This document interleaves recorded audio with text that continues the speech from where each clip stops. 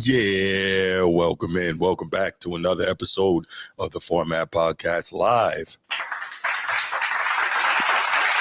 Hear ye. There we go. There we go. What's going on, y'all? We got a good episode of the Format Podcast for you guys tonight. Of course, it's me, Bruce, the host of the show, and with my co-host filling in, Sneed. Got what you need. What's going on, Sneed? Salute, brother. Glad to be here, man. Let's do this. No doubt, no doubt. Well, what's going on, everybody? We got some good topics for you tonight. Again, it's football season, but for those of you itching for a little hoops, we'll get to a little bit of that with the last topic. We'll give you a little something. Just a touch, right? Just a touch. But it's football season, y'all, so get ready to be bombarded with that, for the next couple of months because, well, it's the number one sport in America. Football is king. But it's going to be like that till February, bro. Come on, let's be honest. January's, playoffs and then Super Bowl time, And I love it. Oh, my gosh. College football, pro football. Hell, if we get somebody in here who wants to talk high school football, we can do that. It's all Yo, Bruce, good. I got to ask you, bro. So what's your story with sports, right? Like my story is I loved hoops as a kid, like very, very young. Me too. And then they took the Browns from me. So I really had nowhere to go but focus on hoops and then the Cleveland Indians at the time, but they became the Guardians. So I had to fall back in love with the NFL again. And the way I did it was through fantasy sports, bro. Okay. You know what I'm saying? Huh. Yeah. So me, man, I grew up kind of like I wasn't into sports that much when I was super young.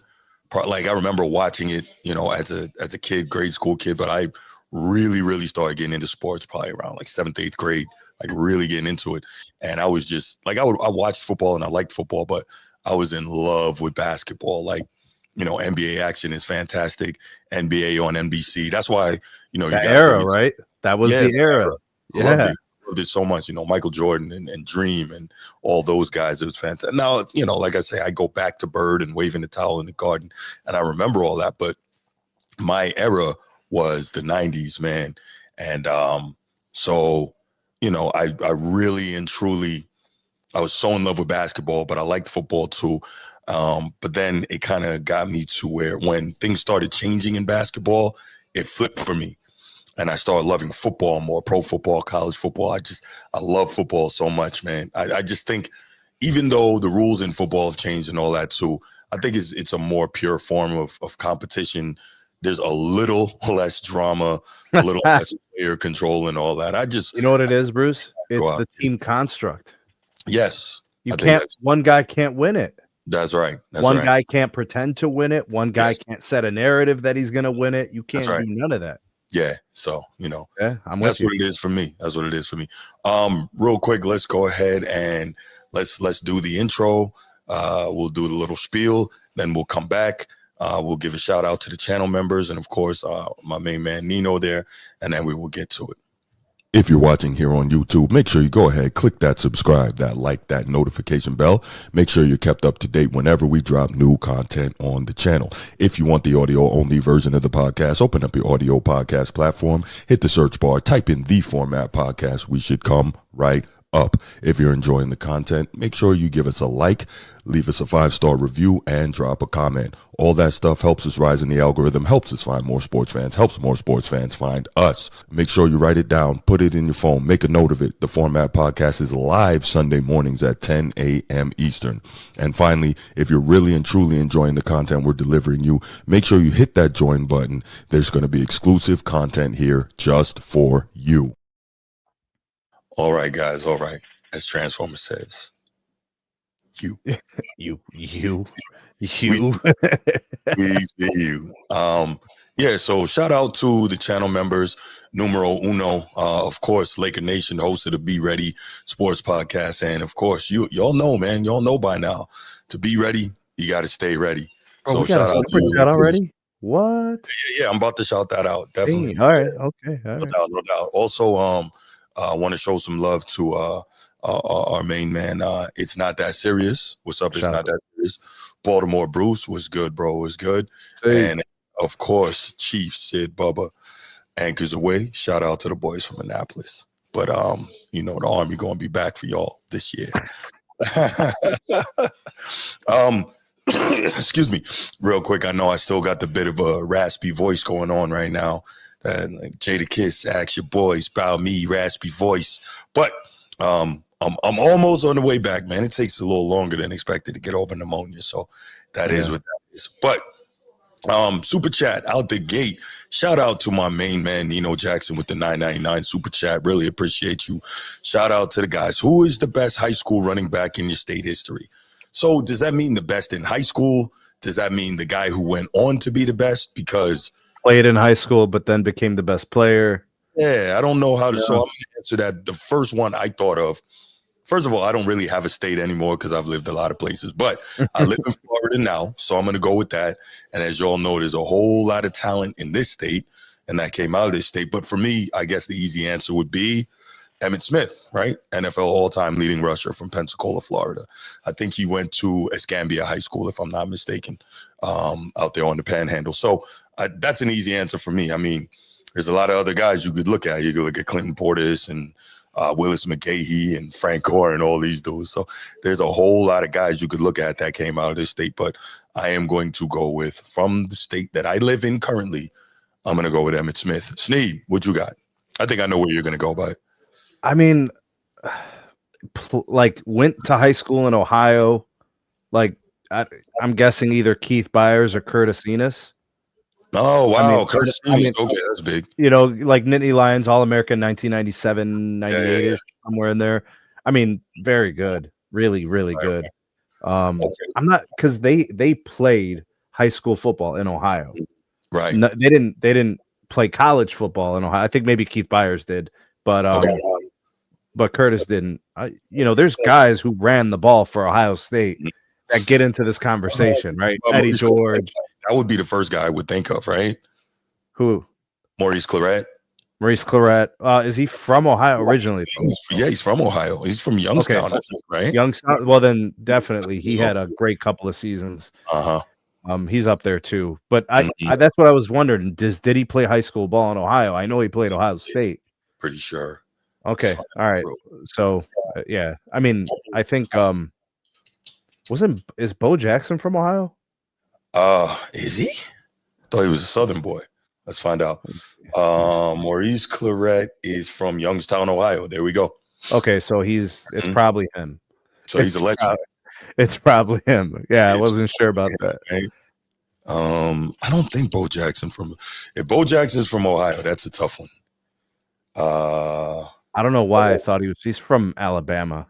Yeah, you were right. I don't know why I was thinking there must be somebody else I'm thinking about. Right. That was like really, really good like that, but I can't think of who it was. Yeah. I don't know. That's kind of my train of thought. But like there were great college running backs that ran for Ohio State. I mean, the list is long. Of course. Yeah. Shout out to It's Not That Serious channel member with the $20 super chat. Salute. Appreciate you. It's Not That Serious, man. Thank you so much for your ongoing support, man. By the way, we got some exclusive content I'll be working on this week for you guys. Hope you all enjoyed your little gift that you received in the mail from me. That was just to show you guys some love. I really appreciate all your support. That was the Format Podcast hats, the one that you saw that Bruce had on. I sent those guys those, and he says he got duped, bro. He said he got duped. He said he got duped. Yeah, you got some logos on that jersey that's on that hat. He was not happy about. Oh wow! Okay. I got it. Fair enough. That's fair. I mean, but I don't know what I was supposed to do. Like I can't make them a custom one you already made. Right. That's a lot. That's a lot. You're not a channel member, Edward. You're not a channel member, but we got you though.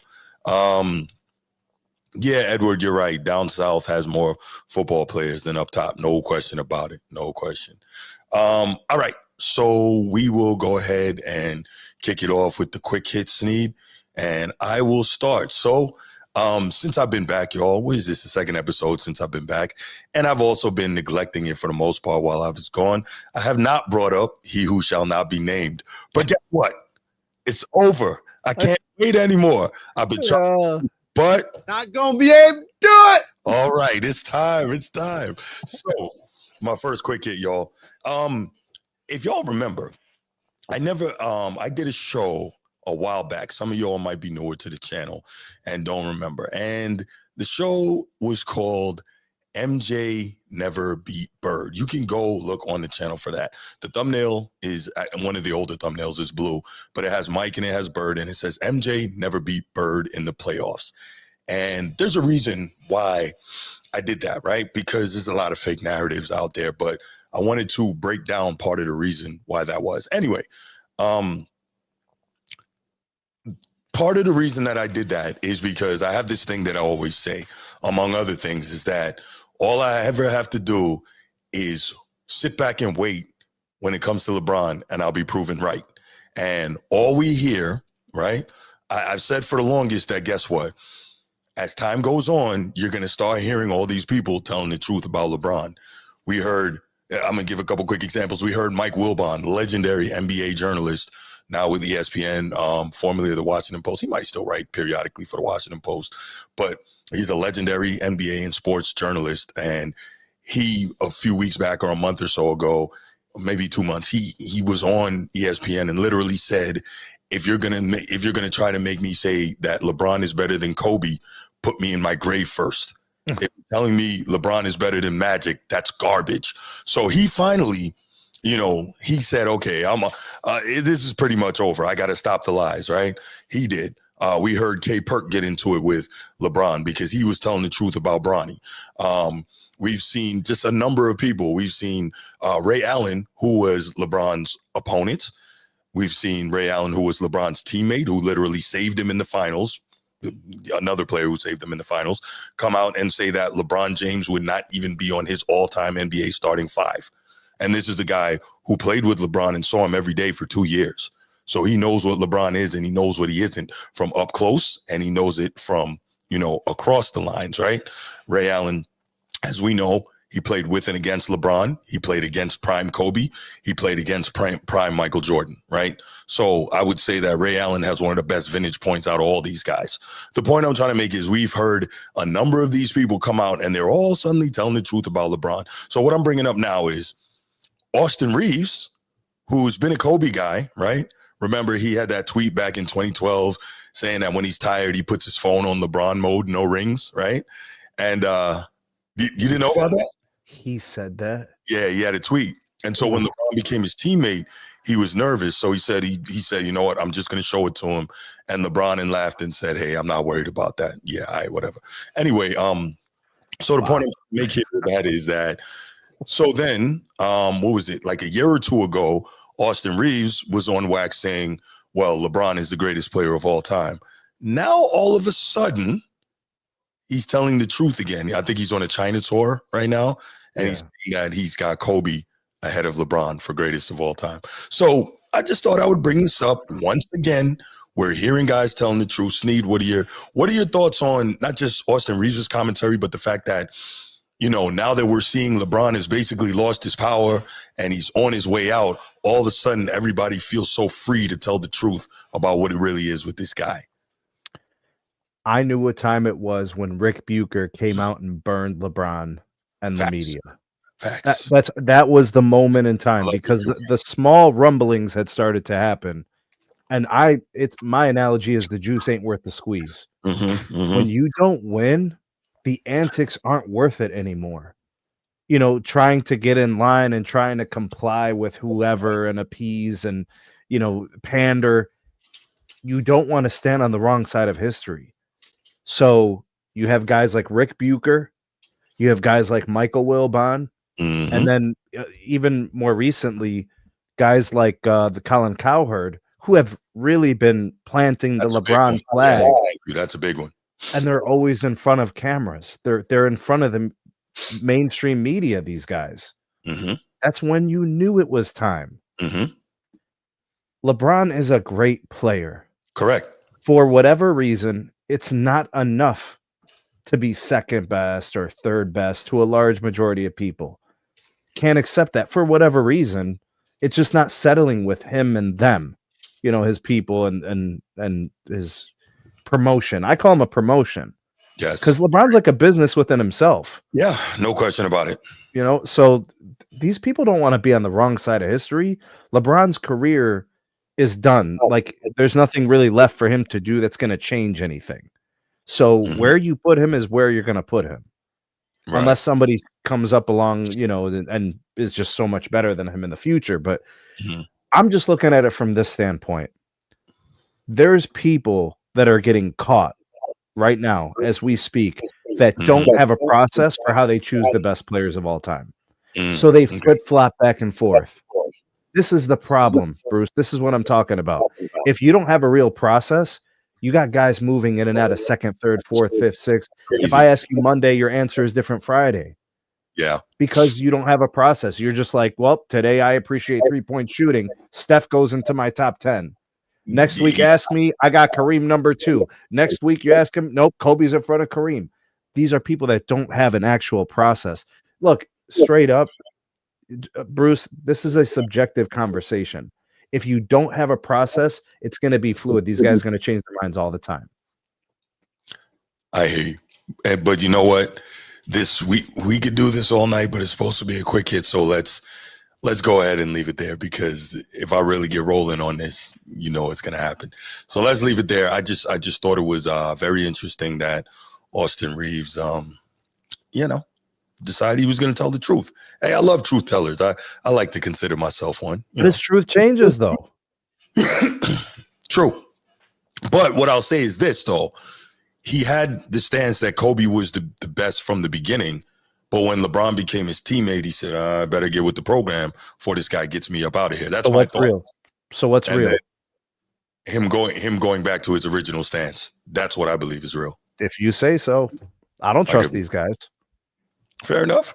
You know what I'm saying? I'm going to trust the guy who had it on day 1, day 100, day 1,000. Mm-hmm. Nah, that's fair. That's fair. Edward, what are you talking about? All right. Okay, so let's go to the second quick hit. My second quick hit is, and I didn't even know about this till right before we got on. Excuse me. Shout out to Charles from Dreamers Pro. So the NBA, CBS Sports named their NBA all quarter century team. Were you tracking that? Mm-mm. Yeah. So I guess the best players in their estimation of the last 25 years. So here we go again with the BS, right? So here's the first team. All right, I'll give you the first team first, and then we'll go through second and third. And then so first team, Steph Curry, Kobe Bryant, LeBron James, Tim Duncan, Nikola Jokic. Any issue there? Yeah. Okay, just checking. You said that was first team? That was the first team. That's correct. All time. Last 25 years, not all time. Oh, last 25 years. Okay. Century, correct. Okay, carry on. Yeah, I still have an issue, but we can get back to that. All right, cool. Yeah, the second team is... But those guys are valid, though. I mean, there's nobody that's like way off. We'll get back to it. Second team is Chris Paul, D Wade, Kevin Durant, Giannis, and Shaq. And the third team is Steve Nash, James Harden, Kawhi Leonard, Dirk, Dwight Howard. Overall, these lists aren't terrible. So I'll go back to the first team, which is the one I mainly take issue with. I think I know what you're about to do. I do. I think. So there's two. I think you're going to address the center position. Oh, absolutely. Okay, go ahead and address the center position. Real quick, I'm iffy on Steph. I never know where to put him because I don't think he's a point guard. I think he's a shooting guard who is a little short. Did they do this by like strict position or was it guards? No, it says point guard and shooting guard. Okay, so point we have to decipher. Small forward, power forward, center. So we do have to decipher. Okay, all right. Yeah. So yeah, I mean, look, I guess I'm okay with Steph being there, but I'm just on the whole like Steph don't seem like a point guard to me. He could play it. Like, remember Mark Jackson had him actually running point, and I was cool with it then. And he was a fantastic point guard. Good point guard. And I'm like, yeah, no. So that's all right. So who you got replacing him?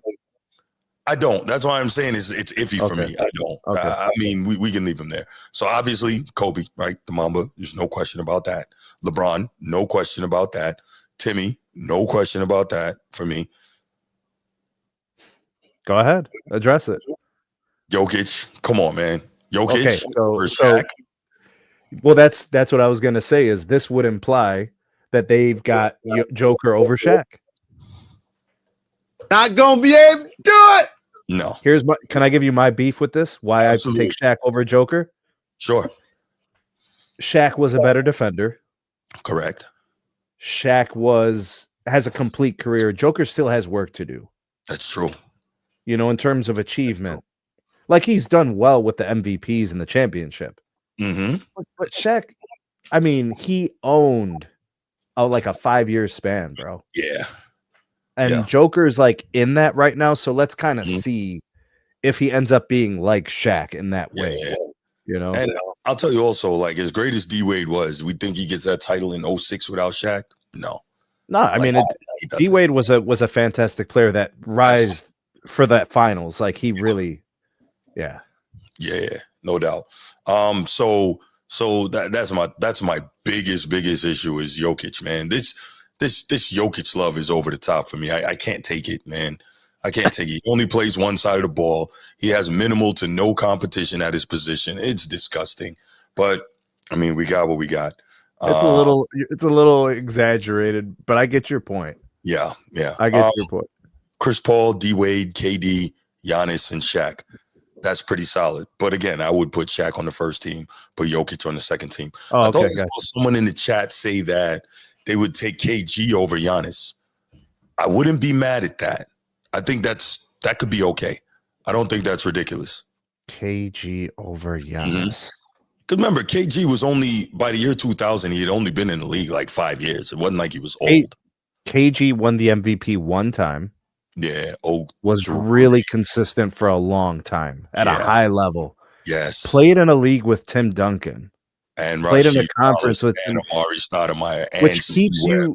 Which keeps you out of all NBA first teams, which keeps you off of DPOYs. Exactly. You know, it makes life hard, bro. He does have a DPOY though. He's got one. He's got a. But that's what I'm saying. He would have won multiple if Tim Duncan wasn't who he was. All NBA defense first team every year. That's right. That's tough, bro. That's tough. Maybe in a different like MCU multiverse, Kevin Garnett would be like viewed like Giannis, you know. But I think all time still. I'm not mad at Giannis. Me neither. But I still give the edge to KG just by like that much. So. Yeah. That's cool. Yeah, I think he played in a better power forward era, and that means something to me. Competition. I agree. Yeah. And then that third team was Steve Nash, James Harden, Kawhi Leonard, Dirk Nowitzki, Dwight Howard. I'm okay with that.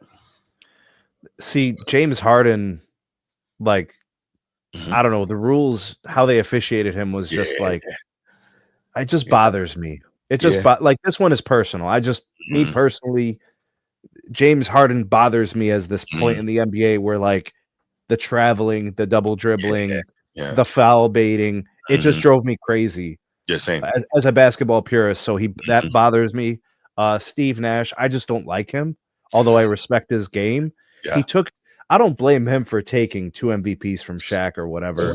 But like that's the media's fault. That's not Steve Nash. One from Kobe and one from Shaq, I think.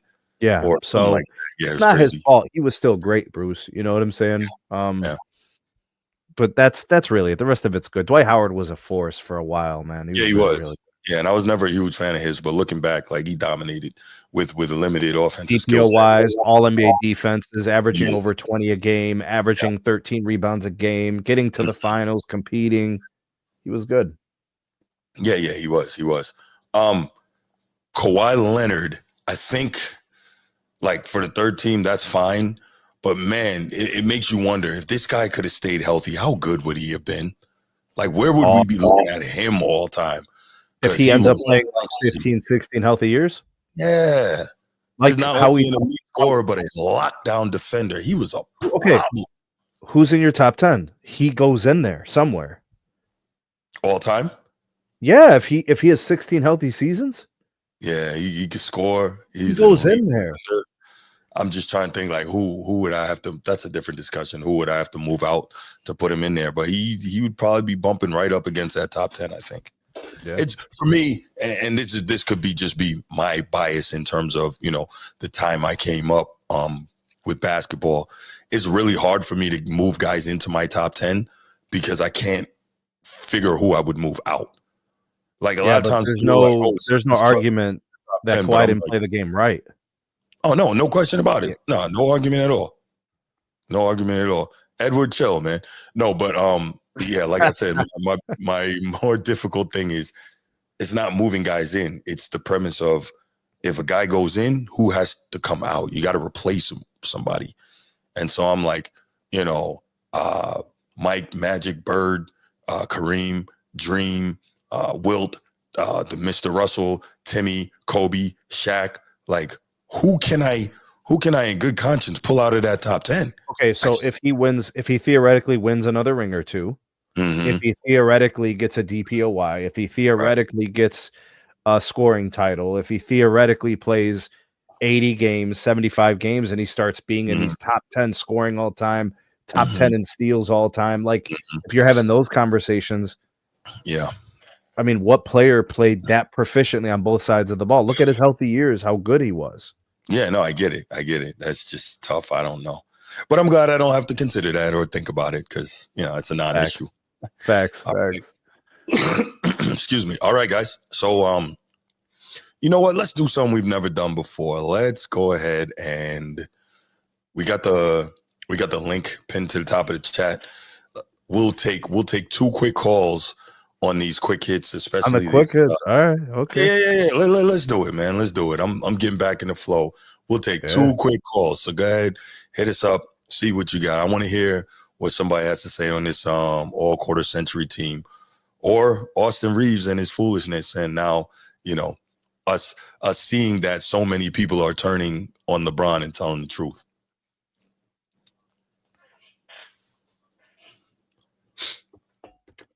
Yeah, man, it's when you don't win like you used to, when you don't move the needle like you used to, right. When you fizzle out in the first round. Right. People start talking. Edward, what up, man? What you got? Hey. Sneed, What up? what's up? What's up? The other guy that's next to you, what up? Really? That's what we doing, huh? Man, yo, it's been a lot. Hey, first of all, Bruce, let me just say I'm good. You're getting back. You're getting better, and everything like that. And also, let me give you your flowers. Partner left. Okay. What you got? God rest the dead. All right. That no doubt. he's been spitting. Now, You was talking about some top 10 and all that. Now, if I move Face out of my top 5 artists and put Big L in there, would you have a problem with that? Not at all. See Not that, man? Forget you, man. See what I'm saying? Now you see what I'm Nah, I'm not doing it. You know what, Edward? No. Edward, I'm gonna keep it a buck. Big L can't pass Scarface in that. But this is not that discussion. You can't. You can't. Okay. Yeah, but that's a good conversation though, bro. Like you gotta have that. Like when it comes to bars, talent, skill, Big L's got that, bro. Yep. Especially over Jay-Z. But anyway, that's not over. Let's move on.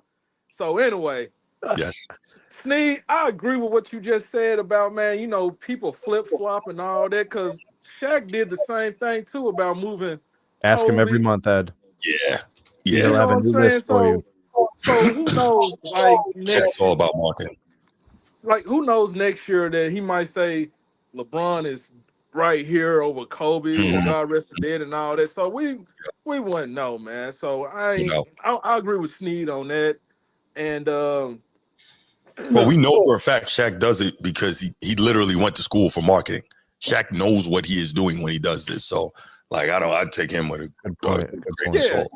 Yeah. So that, and then I do it. I mean, like Sneed. Now this is the question for you, sir, not for Bruce. I already know Bruce's answer when it comes to this guy. Here we go. Is steals part of defense? Is skills part of defense? I'm asking Sneed. Yes. I'm saying anything.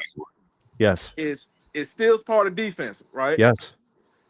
Okay, so do you know that Joker was top 3 in steals last season? Yeah. So how does he not play defense? I never said he didn't. I'm talking. And that guy right there next to you, that dude Calvin. That's who I'm talking to right there. That's what I'm talking to. That's who I'm talking to, bro. Why you not? Something wrong with your back or something? But yeah, man. I mean, yeah. So I come on, Bruce, man. You gotta No, get it. Edward. I understand steals are a part of defense. I get it, but we can also. There's a lot of dudes who have gotten steals that weren't good defenders. So, like God, you're being man, slick Bruce, with that though. Bruce, I'm finna put a goalpost up in my man. Edward, you're talking like he's locking people up and ripping them for the ball. Come on, man. No, I'm not saying that, Bruce, but sir, dog, it's part of defense though. All right, man, you got it. We're not gonna have this argument, man. Why don't you No, wrap this this up? He's not as good a defender as Shaq. No, absolutely not. I would never say he's as good as defender as Shaq. Hey, check this out. He's not as good a defender as me. Man, Bruce, man, yo, take it there, bro. Man, you getting better, B. I mean, you've been having your soup and your tea and your thermometer, man. But I'm gonna let other people. Let me let other people call in and all that, but man, hey, but straight up, Bruce, man, I appreciate it, man. That freestyle, he killed on that freestyle 7-minute joint. Man. No doubt, man. Appreciate you. All right, no problem. All right, fellas. Peace. Water, bro. Nino. What's good, man? What's good, brother? How you doing, man? Hey, I'm conflicted. I ain't conflicted with it's my bias with Jokic and Shaq. I'm putting Shaq, but it's my bias from me seeing Shaq just really, really dominate. So I ain't gonna lie. But Jokic got them skills now. I ain't gonna lie to you, but I'm taking Shaq. Jason Kidd over Steve Nash and Tony Park over Steve Nash. That's just me. I might be biased on that too. Jason Kidd took those Nets teams to back-to-back finals. Like I'm okay with that. Absolutely. And I got a problem with the KG disrespect. I ain't gonna say disrespect, but that's what I believe people wanted Bron to do. I believe that KG just sat over there in that West with the Timberwolves now. So they wasn't just getting just them type of pieces. But if he would, to me, KG could do it all on the court, man. I'm talking about leaving it on the court. That's KG, one of my favorite players. Besides AI. AI, my favorite player. And I got a problem. I mean, I want to answer that last question. See, I ain't biased. A healthy Kawhi, he right there with Bron to me. I'm talking about he might be GOAT status. I'm giving him GOAT status. Because my top 7, right? I talk about Bron. I got my reason for putting Bron. But hold up, Nino. Hold up. It takes a lot for things to go right in a career. Look at how everything had to line up perfectly for MJ in the 90s to get 6 visits, to go 6-0, which everybody loves, to get Scotty, to get the team construction, to get the coach, everything coming together for that decade. The stars had to align for him to achieve what he did. That is rare. Do you think it was so much the stars aligning or his refusal not to achieve what he did? I mean, it's all of it. Okay. It's all of it. It's the same thing with Kareem. It's the same thing with Magic. All these guys have certain things that are similar about their careers. The stars have to align. Right. And then how long those stars stay aligned is the measure of your greatness because it's the duration. Right. I agree. You do something one time, nobody's respecting that, bro. You got to do things for years. That's fair. I'm with you on the Kawhi piece. I'm with you on that, Nino. You got anything else? What do you think about?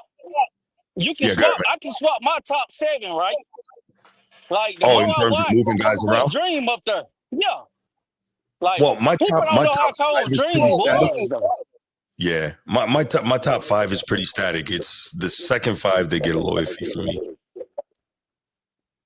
Oh yeah, I respect that. But hey, shout out to you for knowing who. See if Sneed know who Chris Jackson is. Oh, he knows. He knows. Really, bro? Really? You want to do this? We want to go back to Mississippi? How far do we have to go back? There we go. Come on. I know I didn't have to ask that. Should we go back to LSU? I mean, how far do you go back? Just Chris Jackson. I'm still learning. Okay, so the conversation then shifts into Mahmoud Abdul Rauf, so we can go there too. You know, we There could we talk go. about politics too. We were talking about him earlier. That's why Nino brought it Yeah, up. yeah, oh yeah, bro. We're talking about one of the Steph before what Steph. ifs, one of the what ifs if he had a coach that actually believed in him, what he would have been. Mm-hmm. You know what he said, bro? You know what this man said once? If it touches anything but the net, it doesn't count. Yeah, yeah. Who But says see, that? I ain't one of these youngsters that I love basketball more than I like Bron, right? So I always tell Bruce, it's not that the players back then couldn't do, like, we know Mike could do everything, but he was Mm-hmm. allowed to. It's not that players couldn't do, y'all just wasn't allowed to do. Exactly. I try to tell people that all the time, but they don't want to hear it though. But all right, no, Bruce, I appreciate y'all, man. Thanks, Nino. No Appreciate you, bro. spoilers. Appreciate the call, brother. All right. Them towels are terrible, sir. Yeah, no, Nino and I were discussing Mahmoud Abdul Rauf earlier today. The Steph before Steph. So, yep. All right, y'all. Let's get to it. Let's get into these topics, shall we? So, first one, we will do some college football, and where else to start with the two teams that played for the national championship last year. Shout out to Ohio State Buckeyes for bringing it home to Columbus. And both of those guys lost their quarterbacks to the NFL, and so they had to figure out what they were going to do in terms of this season and who was going to start and who was going to be the guy under center to help them to chase another championship, obviously another championship for the Buckeyes and another shot at the championship for the Irish. So we got the announcement, I want to say yesterday, that CJ Carr, grandson of Michigan legend Lloyd Carr, is now Ooh. he was You were ready for that one. right. I forgot. So it was surprising that he committed to Notre Dame anyway, but that was a different thing. Did you think he should have gone to Michigan? You would have thought he would have been a Michigan legacy guy, right? But Yeah, that's okay. I'm okay with it. He may have the most arm talent we've seen at the position in some time. But regardless, he was named the starting quarterback after a prolonged camp battle with Kenny Minchie. So that should be interesting. And for the Ohio State Buckeyes, we have, I think, redshirt freshman Julian Sayin. And he is also a guy who is reputed to have some of the best arm talent to come through Columbus in a bit, at the very least since Justin Fields. But we'll see. Those receivers at Ohio State can make most guys look good. So, Sneed, what we'll do first, I actually have some sound on the quarterback selection for both of those. So we'll start with Ohio State. We'll listen to that sound, and then we will get your thoughts on it. Say again? Who's speaking? This was, I believe this is JD Piquel from On 3. Okay. Yeah. So we'll hear what he has to say, and then we'll get your thoughts on it, and then we'll go over to Notre Dame. Ohio State starting quarterback against Texas is going to be Julian Sayin. He beats out Lincoln Keenholz for the job. But Ohio State fans, what does it mean for your Buckeyes? You're not surprised by this news, but what more than likely went into Julian Sayin winning this job? And what does he have in front of him here in terms of what he has to do for Ohio State to get to where they want to go? We'll break it all down. Before we do that, though, Ohio State Buckeye fans, do us a favor. Go ahead and subscribe to the channel. College football, nothing but college football. Going to talk a lot about your Buckeyes, so make sure you're locked in. What it means for me with Julian Sayin winning this job is he cut down on those quote-unquote young guy mistakes or inconsistencies enough to ultimately take this job. Because I don't think it was a situation where it's Julian Sayin until it's not. I think it was like Julian Sayin had to legitimately go out and take this job over Lincoln Keenholz. All right? What gets me excited from a Buckeye fan is now at quarterback, you have your best arm pulling the trigger. Like that was kind of the talking point all the way from beginning of spring up and through fall camp is this dude has got some special arm talent, quick release, all those things that you say. Not to say that he's got the best arm that's ever rolled through Columbus, but like you feel real good about what he is throwing the football downfield. So that was never the question. The question was always, hey, can we stack enough consistent practices together to make us feel good enough as a coaching staff to make you our guy here for when we go play Texas and beyond. So that to me is what gets me excited. He clearly has done that if he's being named the starting quarterback. I love the way this guy is wired, and I'm going to keep on saying this until I get proven it's not still a massive part of his game, or it's not still going to be impactful for him as Ohio State starting quarterback. The way that it was posed to me is that when Julian Sayin leaves Alabama after early enrolling, he's there for the spring, and Nick Saban ends up retiring, or not there for the spring, there to be there for the spring. When Nick Saban retires, the way that it was told to me is he reached out to Ohio State once he got in the portal of, no, I want to go play somewhere where I know they're going to develop quarterbacks at the highest level. I don't care who's in the room. At that time, Will Howard's in the room, Aaron Nolan's in the room, Keenholt's in the room. It's like, I don't care. I want to go to Ohio State. Therefore, will y'all have me? And they had to decide if they wanted to take him or if there was room for him or all that. And now, moving forward, he's going to be your starting quarterback. So here's my big question for Julian Sayin. Because in the Ohio State offense, it's not a matter of, okay, we'll just kind of game manage around you. Like if Jeremiah Smith is not seeing the football north of 5, I'll say this, maybe 8 times a game. If he's not seeing the ball close to double-digit times a game, that is malpractice. If they didn't feel good about Julian Sayin's ability to do that, they would not have made him the starting quarterback. So my question is, when does Julian Sayin go from being the quarterback to being the guy? Because the quarterback is the guy who's listed as number 1 on the depth chart. The guy is, okay, we respond to you. We rally around you. You set the temperature. And also, you are kind of the one who is cool in the face of all the craziness that goes on throughout a college football season. All right, Sneed. So real quick before I get your thoughts, there was only one place I guess I really wanted to push back on this. And that was the question of him saying that Julian Sayin reached out to Ohio State because he wanted to go someplace that develops quarterbacks at the highest level. And I'm like, I don't know that that's the case. Ohio State is so elite with the run game, so elite with the O-line, so elite with the receiving core. I'm not going to be disrespectful to say I could stand behind there, but you get the point. You don't have to be the best quarterback to go back there and have great success with those guys. And if we look at it on the next level, you know, CJ Stroud is the first one in a while that was able to have, you know, some high level NFL success. So where are you with what JD Piquel had to say? Where are you with your thoughts on Sayin and what you think he may be able to do, especially when you got an opener like Texas, who some people believe has the best defense in the country and obviously has a ton of speed and a ton of weapons on their offensive side as well. It may turn into a shootout. Everything he said was right, except that thing you mentioned. That is the only questionable piece. Everything else was spot on. Ryan Day believes that Sayin can win week 1. Well, Ryan Day believes that he can get the ball to Jeremiah Smith under any and all circumstances. Right. You see that's what this is about. This is about the weapon that is going to most enable huge game-breaking plays from Jeremiah Smith, which are going to be bombs down the field, which are going to be quick slants to get him the ball in space, right? Depending on whatever the calls are. Of course. He believes in him being able to do those things. It's going to be really interesting to see what happens week 1. Yeah. Ohio State can lose weight week 1, and Ryan Day can still believe in Sayin. Absolutely. And Julian Sayin. He can still believe in him if he makes certain plays at certain times.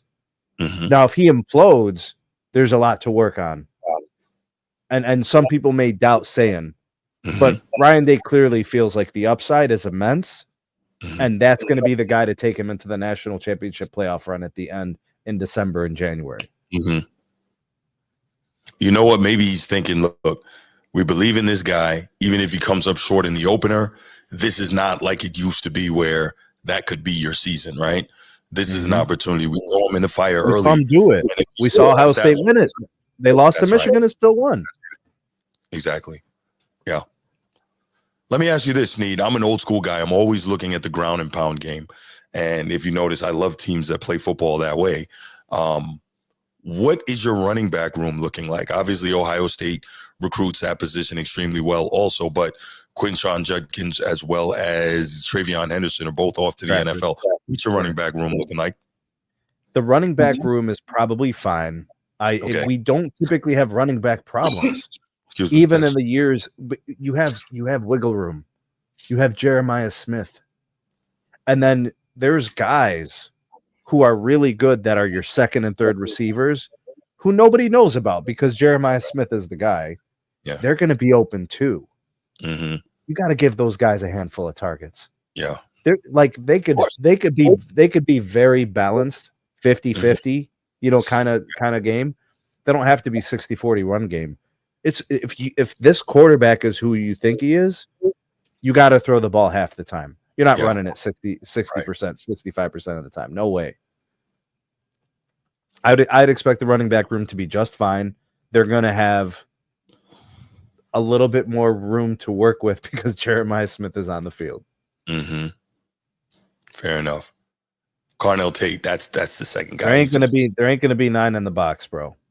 I don't think you can. You can't do that against this team. You'll get destroyed over the top. Yeah. No, great point. Great point. All right. So that's Ohio State. And on the flip side, as I mentioned, CJ Carr wins the quarterback battle at Notre Dame. And that's one of the things that, not just Irish fans or Irish Nation, but college football analysts around the country have been discussing in earnest since the season ended, who is going to be Notre Dame's starting quarterback, because obviously they made an incredible run last year. And you have to wonder, as game as Riley Leonard was, as tough as he was, and as many amazing plays as he made throughout the year that, in many cases kept drives going or, literally saved games for the Irish, you wonder if you had a guy who was a better passer and who could put some more stress on defenses going downfield, how that could have, changed some things for Notre Dame. Obviously, having arguably the best running back room in the country, pretty much between them and Penn State, they're going to be able to run the football. This is a team that prides itself year in and year out on building elite offensive lines. This is a Joe Moore Award watch list offensive line already, Notre Dame. And so now the big question was, again, who's going to be the quarterback? So let's hear some thoughts from the Independent podcast featuring Notre Dame beat writer for The Athletic, Pete Sampson, and Matt Fortuna, who is a national college football beat writer as well. And by the way, if you want to go back and check, I've had Pete Sampson on the show a couple of times, so that stuff will be in the archives on this channel as well. So, but yeah, let's hear what these guys had to say, and then we'll come back and talk about that a bit as well. Everything we've all heard was Minchie. We are not at practice. I want to make that abundantly clear. Like you got a few viewings of warm-ups, you got the first practice, but we are not at practice every day. That said, me, you, and everyone else in the media talks to a lot of people who are, and I have not heard a single soul, adjacent or otherwise, say CJ Carr has been the better quarterback in camp than Kenny Minchie. Therefore, we all expected the announcement this week to be that it was Minchie, to the point where I texted you and a few others the other night saying, what are they waiting for? It is obvious to everyone who is there. And again, we do not see this with our own two eyes, but I trust the people that do. And then we get the announcement today that it's Carr, and I was getting in the car to no pun intended. Sorry, I was getting the Honda to drive home from an appointment, and I was like, "Wait, what? Did I read that right?" And yeah, that was that. I was floored, as was every single person I spoke to so far. It will be fascinating if we ever, and we probably won't, but if we ever get like an accounting of the competition from Marcus Freeman or Mike Denbrock, and we don't talk to either of them, I think, until next week, next Tuesday. I think that's the media schedule for next week. But what got Carr over the top? What did Carr do better than Minchie? Because I think that both of us had heard that, Minchie protected the ball a little bit better. I think the run threat is kind of overstated with Minchie relative to Carr. I think they both can move. That's how the staff feels about it. And I talked to somebody super tied into this yesterday evening or yesterday afternoon, and Marcus's sort of take in private was the same thing as in public. Like, we can win with both of these guys.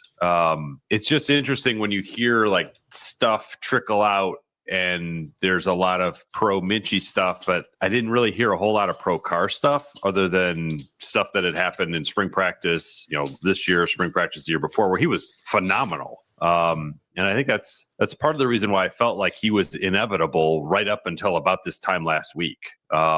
So yeah, it's you wonder like what Carr did to separate, even if the separation is oh so slight, which I'm assuming that it is based on, you know, the way Marcus Freeman talked privately and publicly over the weekend. So I don't know. What you've talked to a bunch of people. Do you have a sense of like what got Carr over the line with this? I don't. And I think I don't want to call it a spin job, but like the line I'm sure we will get when we do hear from the involved parties is, this was not a decision to beat Miami. This was a decision to win a national championship, because I do think the upside is higher with Carr. I agree. I do think you beat Miami by limiting turnovers, which Carr by every single account has not done in practice to this point. You know, the term gunslinger has gotten thrown around a lot when describing him, and that can mean a good thing and it can mean a bad thing. In this case, it has not been the most positive. But when you look at that Notre Dame defense, and I don't say this to downplay the decision to downplay either quarterback, I almost think it shouldn't matter as much as long as they protect the football and make the right reads.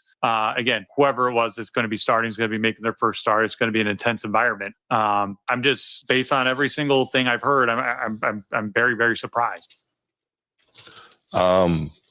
Very surprised, because I was hearing, not that I have anything inside the Notre Dame building or whatever, but just from what I was consuming, I was hearing that Minchie was probably slightly ahead, and Marcus Freeman being a defensive coach and hearing that Kenny Minchie was turning the ball over less in practice, you know, in the quarterback competition, you would think, okay, defensive coach, he's going to lean that way in terms of protecting the football. But probably in his interactions with Mike Denbrock, the assistant, who also coached Jaden Daniels down at LSU with Brian Kelly a couple of years ago, I'm sure maybe he's hearing that they believe that they have a slightly better chance in terms of being more dynamic, pushing the ball downfield with CJ Carr under center. And also, you know, we also got to keep in mind, we have Notre Dame has the opportunity against most teams they play, until they really prove it, that they can really stretch the field in the passing game. Most teams are going to try and put 8 in the box to stop the run game, right? This is not Ohio State, where, you know, if you try to load up on the run, well, you're going to get decimated through the air, right? So until Notre Dame proves that they can consistently do damage to you over the top, teams are going to put more resources in terms of stopping the run, where it's Jeremiah Smith, who most people view as running back 1 in the country and a Heisman contender, and Shadarian Price, who would start for just about any other team in the country, and then Aeneas Williams coming off the bench. Like, Notre Dame's running back room is deep. So I think maybe that's something they're looking at as well. The fact that teams are going to be loading up to stop the run, maybe that helps CJ Carr get a little more easily defined reads and a little more one-on-one opportunity on the outside. So the fact that he is a gunslinger who likes to push the ball downfield, maybe that helps a little bit as well. Those are kind of my thoughts. I think he has some athleticism. He's not Riley Leonard. They said that Kenny Minchie was a little better on the ground. So maybe this affects what you can do in the quarterback designed run game, right? Which is something obviously they took great advantage of last season. We saw that. So this should be interesting. Like, it definitely was a shocker to me. But I'm just glad, as a Notre Dame fan, you know, being transparent, that they were actually able to make this decision. And I also think that they probably got a little pressed for time, because not this week, but next Sunday night, they'll be in the standalone game nationally against Miami. So it's time they got to start preparing for that game. They couldn't let the competition go on forever. So, you know, you have those thoughts as well. It's interesting. I think, like, I look at this 2 ways. Well, first of all, I want to say, I don't know the people at Notre Dame to be liars like that. So I'm not saying like they're putting out a false narrative and they're faking and they were acting like it wasn't a conversation or a competition. I trust it. I actually believe it. Like, you got to start the best guy. That's the bottom line. You have to start the best player. Now they're telling you, like, you know, we're picking him, and we're all saying, well, the guy that he beat out was likely more trustworthy. Mm-hmm. Trust is important when it's a brand new starter. It sounds to me like Ohio State said, we trust Sayan. Yeah. And then Sayan also has the upside. Mm-hmm. This could be an upside play too, right? Because it's like looking down towards the end of the year. But I will tell you this, Bruce. I think there is something to be said. There's something that Carr does so much better than Minchie that they're saying we're going to start this guy. And I think it's going to be the thing that they do a lot of this year. Whatever that thing is that's so much better, that's the thing they're going to be doing mostly or more often. Because like I said, they got a plan. They want to do this with the offense. It's him. It's Carr. Mm-hmm. If it was the other guy, they would have picked him. Right. So whether it's the shots down the field or it's the long throws or it's the accuracy on 20+ yard throws, they see something that they're like, we're going to be doing this a lot. And this guy seems to do it a little bit better. Right. Yeah. I think it's going to be interesting. Like I said, I'm glad that, the decision was made and now you can get on to the game prep. You got to start it the right way. Do you remember last year with Ohio State and Ryan Day and how he played Michigan, how he called that game? Remember there was a lot of criticism? Yeah, they allowed Michigan to pull him into a phone booth. I think he got pulled into not coaching to his team's strength and showing that he could out-tough and out-physical Michigan and just win. So what do you think Ryan Day is doing right now with his decision? He's afforded the flexibility of a player who is able to throw bombs. Mm-hmm, mm-hmm. You see what I'm saying? Like I think he learned his lesson. Yeah. Good coaches learn, bro. They make mistakes and they learn from them. Look, I'm not going to let you force me to play the way you want me to play. Yes. I got all this talent. I got the Ferrari, the Maserati, whatever you want to say, and I'm going to let it go. Yeah, absolutely. Bro, ain't nobody blocking punches with their head. You know what I'm saying? That does not make any sense. So I think he learned. I think these good coaches around college football understand the pressure to win now. Agreed. And I got these two guys, and there's this thing I want to do, and this guy does it better. Yeah. No, absolutely. Absolutely. All right. We're going to leave it there. And again, for anybody that wants to offer commentary, if you look at the top of the chat, we have the link pinned. So you can go ahead and reach out to us. We'll take a quick couple calls and then we'll move it right along. But yeah, man, geez, Sneed, I love college football so much, man. You have no idea. And I think it's also so fitting that, we got this topic that features the two finalists last year, obviously the champs and the runner-ups. I think that's pretty cool. I feel really good about it. Matter of fact, week 0 is this weekend. Right. So we'll get to watch. Is it Iowa State? It's Iowa State. How many games in week 0? I don't know. Let's see. It's not more than a few, is it? No, it's just a few. Yeah. I'm watching all of them. Right. It's going to be the first time we get to watch college football in forever. So I'm going to be A-okay with that. Last time I watched college football, my team was still standing, Bruce. All right. Okay. That's enough of that, Sneed. I'm trying to, that's enough of that. What was the final score of that game? It was 34-23. A lot of points. Yeah. We fought our hearts out. We weren't good enough, plain and simple. I got a lot of respect for Notre Dame, right? Yeah, the old Notre Dame would have rolled over. Yeah, but we didn't go away. Facts. I always wonder, if Leonard Moore is on Jeremiah Smith, first team All-America or freshman All-America corner, freshman All-America wide receiver, best on best, not good on good, best on best. Does he make that catch? Probably, but I wish we could have seen it, and maybe, just maybe, we get the ball back and we got one more possession and try and make something happen. But that's it's not how it works. Not how it works. So, oh no. Hey, what if they meet again, bro? That'd be crazy. I'd love to see it. I think it's highly unlikely. What are the chances of those same two teams getting back? That'd be nuts. That would be nuts. And then, seating plays a big role in all of that. We're live streaming that, right? Oh, you already know. You already know. What? Absolutely. Yes. That'll be fantastic. Yeah. Let's see. This Saturday, Iowa State and Kansas State. That's the game from Ireland. Idaho State at UNLV. Fresno State at Kansas. Sam Houston State at Western Kentucky. Stanford at Hawaii. So, got some games. Definitely check out some of that. Yeah, definitely going to check out the game from Ireland. Looking forward to that. All right, let's go ahead, and it doesn't appear, we're going to get any calls on this one. So let's go right to the next topic. So this was interesting, man. This was a topic I know that you wanted to discuss. Why don't you lead off with this?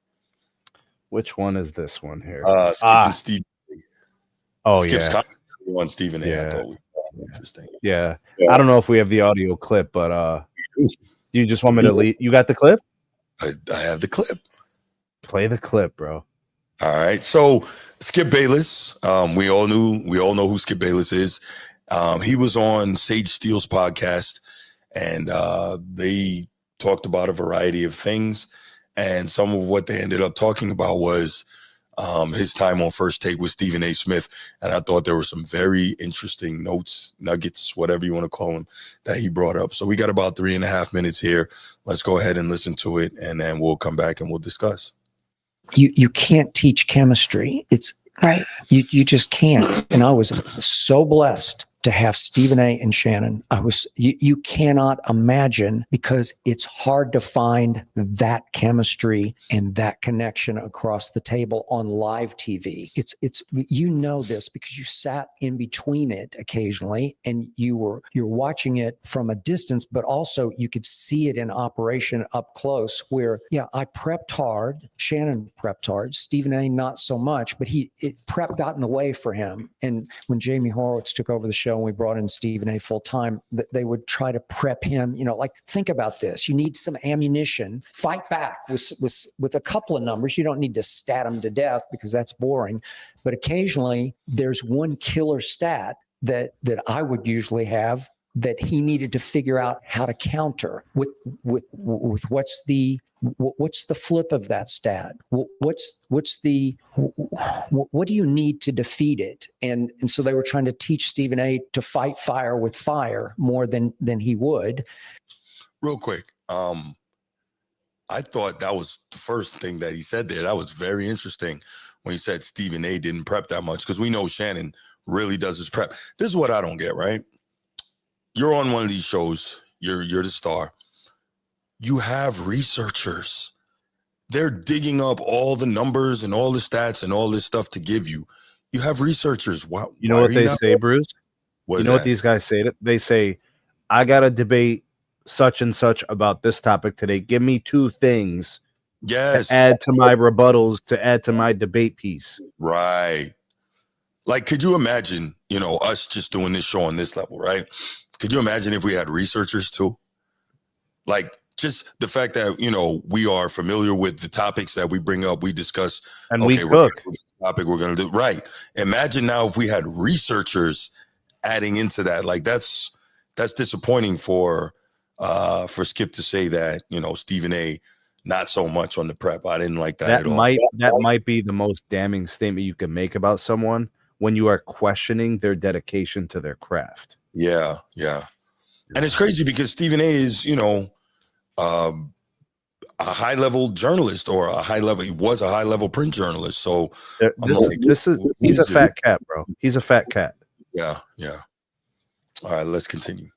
But he just fought fire with gift of gab, and it's just and volume, blessing and volume. But he's good. He can just talk and talk. And sometimes, if in the few times that he would go first, it was hard on him because you would just watch his brain working on live TV, where he's just rambling for a while, and then you can see the eureka of, oh, wait, I got my point now. I got a point, and boom, boom, and I'm like, thank you. You finally got there. Now we can go, right? And yet I prepped hard, but I wasn't an actor. So as God is my witness. Okay, 2 things. I don't think he's deliberately trying to take shots at Stephen A. here. I think he's just trying to be honest. about what went on as he saw it, one. And two, when he says, I wasn't trying to be an actor, do you think he's trying to say that Stephen A was trying to be an actor? I mean, I think there's entertainment edge to Stephen A. Smith. I think he puts it on thick, bro. I think so too. I think I think he puts a lot. He really does put it on like, extra, and we could tell and we could feel it, sense it, see it. And you're like, bro, chill out. It's not even. For sure. All right, let's continue. I couldn't stand to watch myself back. I never watched. I don't know if you That did in your surprises me early with anchor you. days or you. I never watched it because I feared if I watched it back that I'd think, I should have rolled my eyes more there, or I should have raised my voice more. And now you're acting. You're actually, it's like you're trying to script it out. And the beauty of it was utterly unscripted. And sometimes we ran the show off the rails, obviously, because you do have to take these breaks.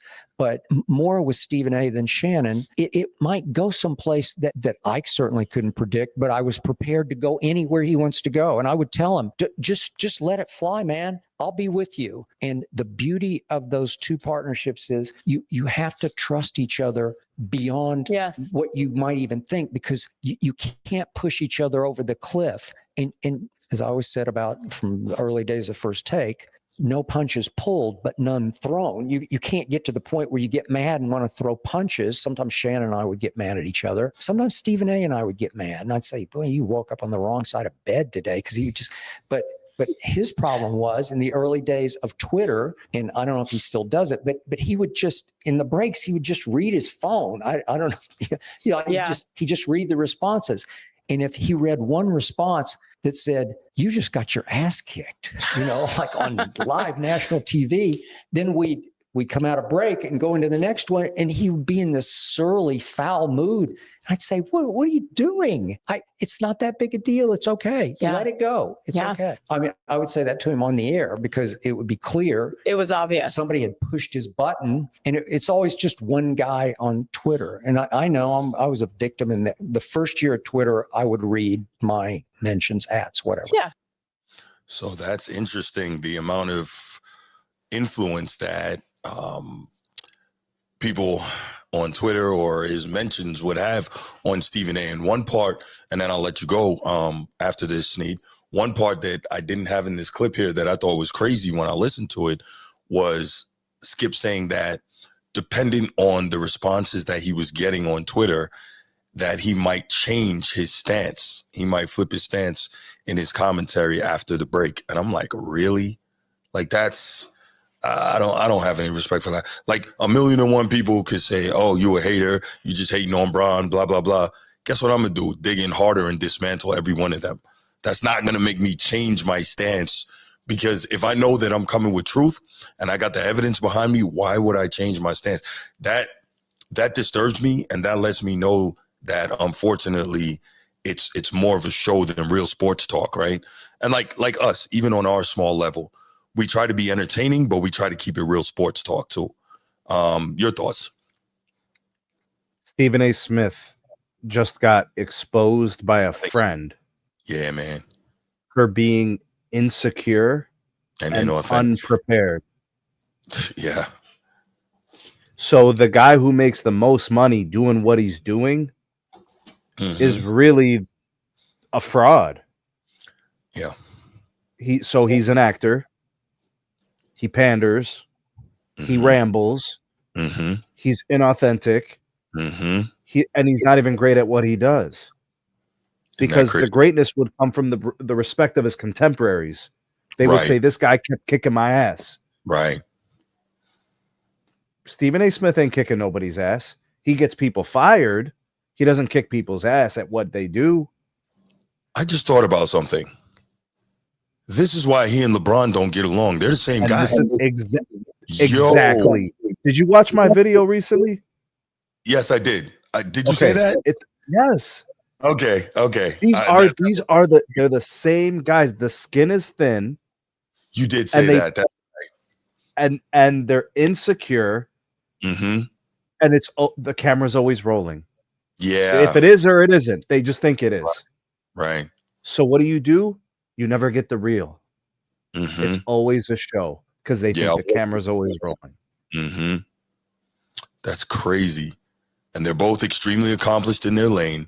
They both make a ton of money in their lane. Yeah. But they get called out and they don't have the respect of their peers.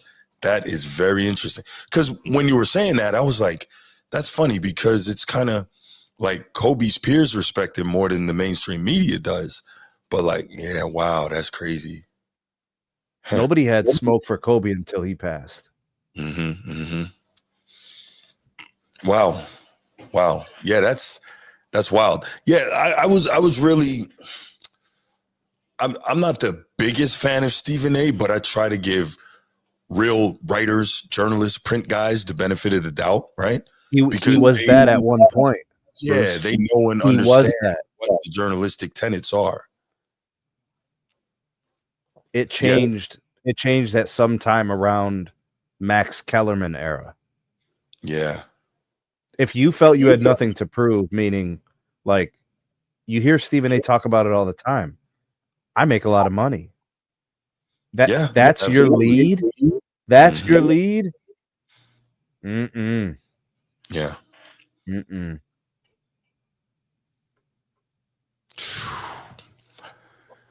Wow. Yeah. That's man. Yeah. Very, very, very disappointing. But wow. And he just signed this mega deal not too long ago. But it's funny, now you're hearing more people who have less than flattering things to say about him. Interesting. You know what's really ironic is Stephen A was talking about LeBron recently, and he was talking about how like he knows what he's done to people. He knows what he's done to other media people. Yeah. Do you know what Stephen A. Smith has done to media people? I'm sure.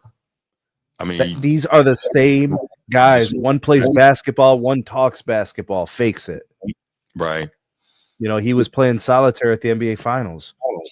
Yeah. In a series that went 7 games, bro. Try to come up with some, yeah. A fake and a fraud, and he's getting exposed by Skip Bayless, who literally would be nowhere without those guys. Right. Who would he be without Stephen A? Who would he be with Shay Shay? Like these, who would he be? Right. I mean, Skip has written a few books. Like I think he wrote 3 books on the Cowboys that did well, obviously. But he can't stand alone the way he did with those guys. No. I mean, he was a quality, sports writer for a while, but yeah. But you don't watch his pod? You don't listen to him for 10, 20 minutes? I don't. You'd lose your damn mind. I can't do it. Mm-hmm. And by the way, the reason he doesn't roll his eyes, the reason he doesn't smile and do facial expressions, remember he was talking about how he couldn't fake it? It's all the Botox, bro. His face is too stiff. Dude looks like Skeletor, bro. Pull up a picture of Skeletor. Check it out, bro. Yo, you're a funny dude. I'm going to do that. I'm not. That's crazy. Wow. You can't smile, bro. The face is too stiff, bro. Have you seen, there's a guy on, I don't know if it's on Twitter or TikTok or whatever.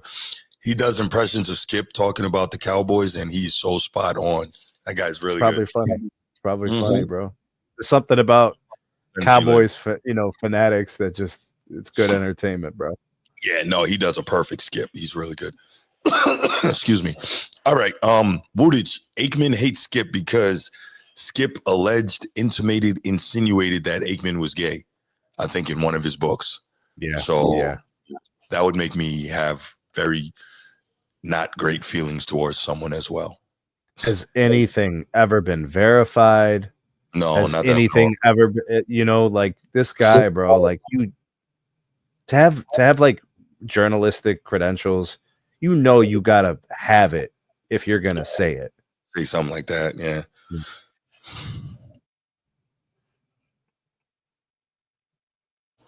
Excuse me, guys. All right. So let's go ahead and we'll open the lines up on that one. Again, link is pinned in the top of the chat.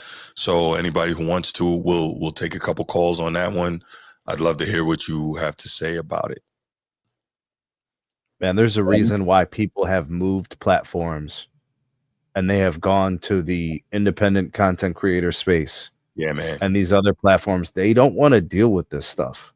Like No. nobody wants to sit there and consume this content and be like, this is the truth. I don't think so.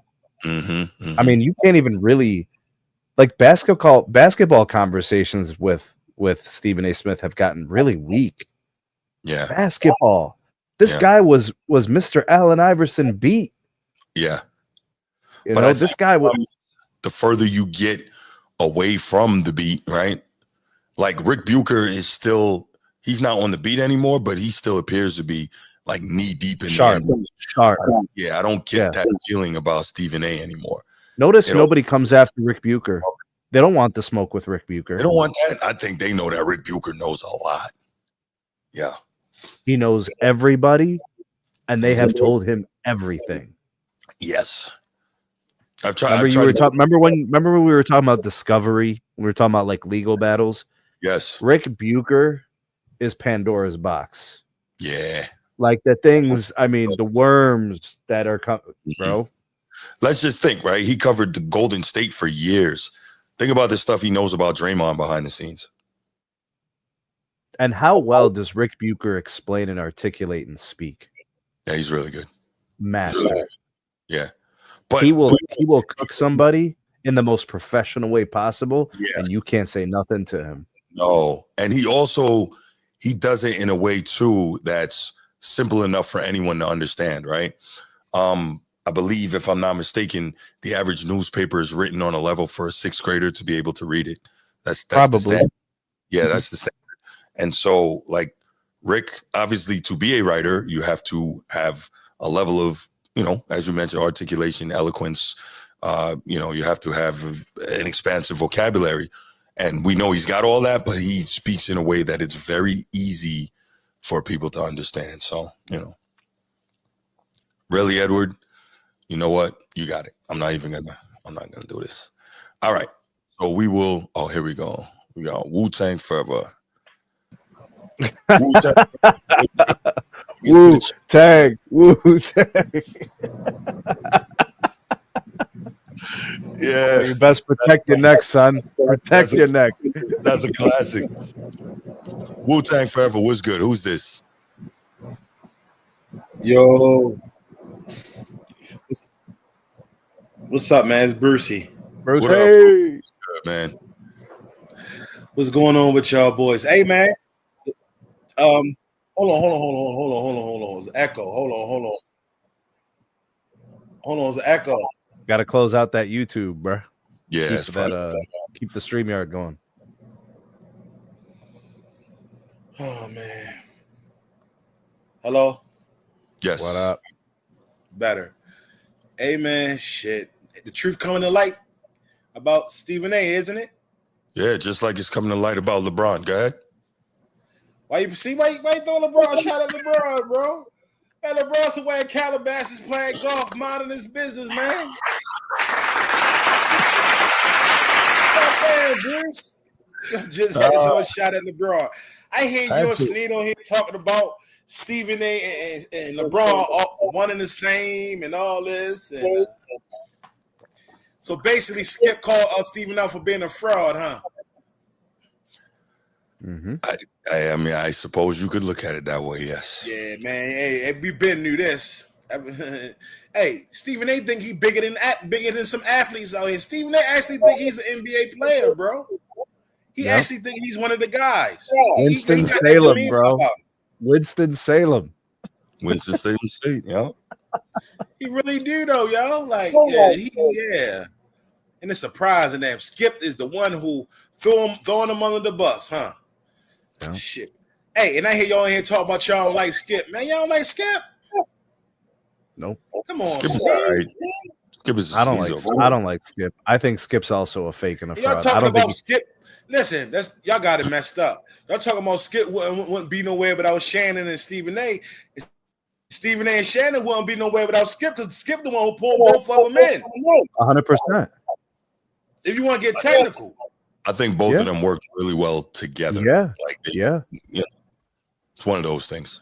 So, like, well, And we all knew this about Stephen A. He wanted to be an actor. That's what he always brag about him being on Got Light and all this, these daytime stories. Yo. Yeah, General Hospital. Yeah, he already knew that's what he wanted to be. And he's playing it out on the front of the whole world. It's no surprise, bro. I've been knew he was a fraud. Are you aware, Bruce? Are you aware that Stephen A. Smith is looking to get into politics? Yes, he talking about he will run for president. What type of guy? What type of guy tries to cross over into politics? What kind of person do you have to be? Listen, it's not that. It's let me interrupt you real quick, Bruce. I don't think it's a function of him really wanting to do that, but I think he wants to spread his brand as wide as possible to make as much money as that's all I see. Look, go ahead, Bruce. Listen, he all about the money. He make that very clear damn near every day. He'll tell you that on national television. That makes a lot of money. And man, I never did ever since he started switching up ever since that Max Kellerman thing, man. That's when he went downhill. He got too big for his britches. Then and I thank God the great T.O. called him out in front of the world. That was one of the most beautiful things in the world. That was one of the most ignorant things in the world. But go ahead. Oh, you don't agree with that? Huh? Oh, why you wouldn't agree with that, Bruce? Why you ain't like that? All right, I'm gonna keep it brief here because I'm not going down that lane with you. But we ain't gotta go. We ain't gotta go down the lane. Go ahead, man. We ain't gotta go down the lane. Go ahead. It's very ignorant to make a comment like who is T.O. to measure some other black person's blackness? That is so stupid.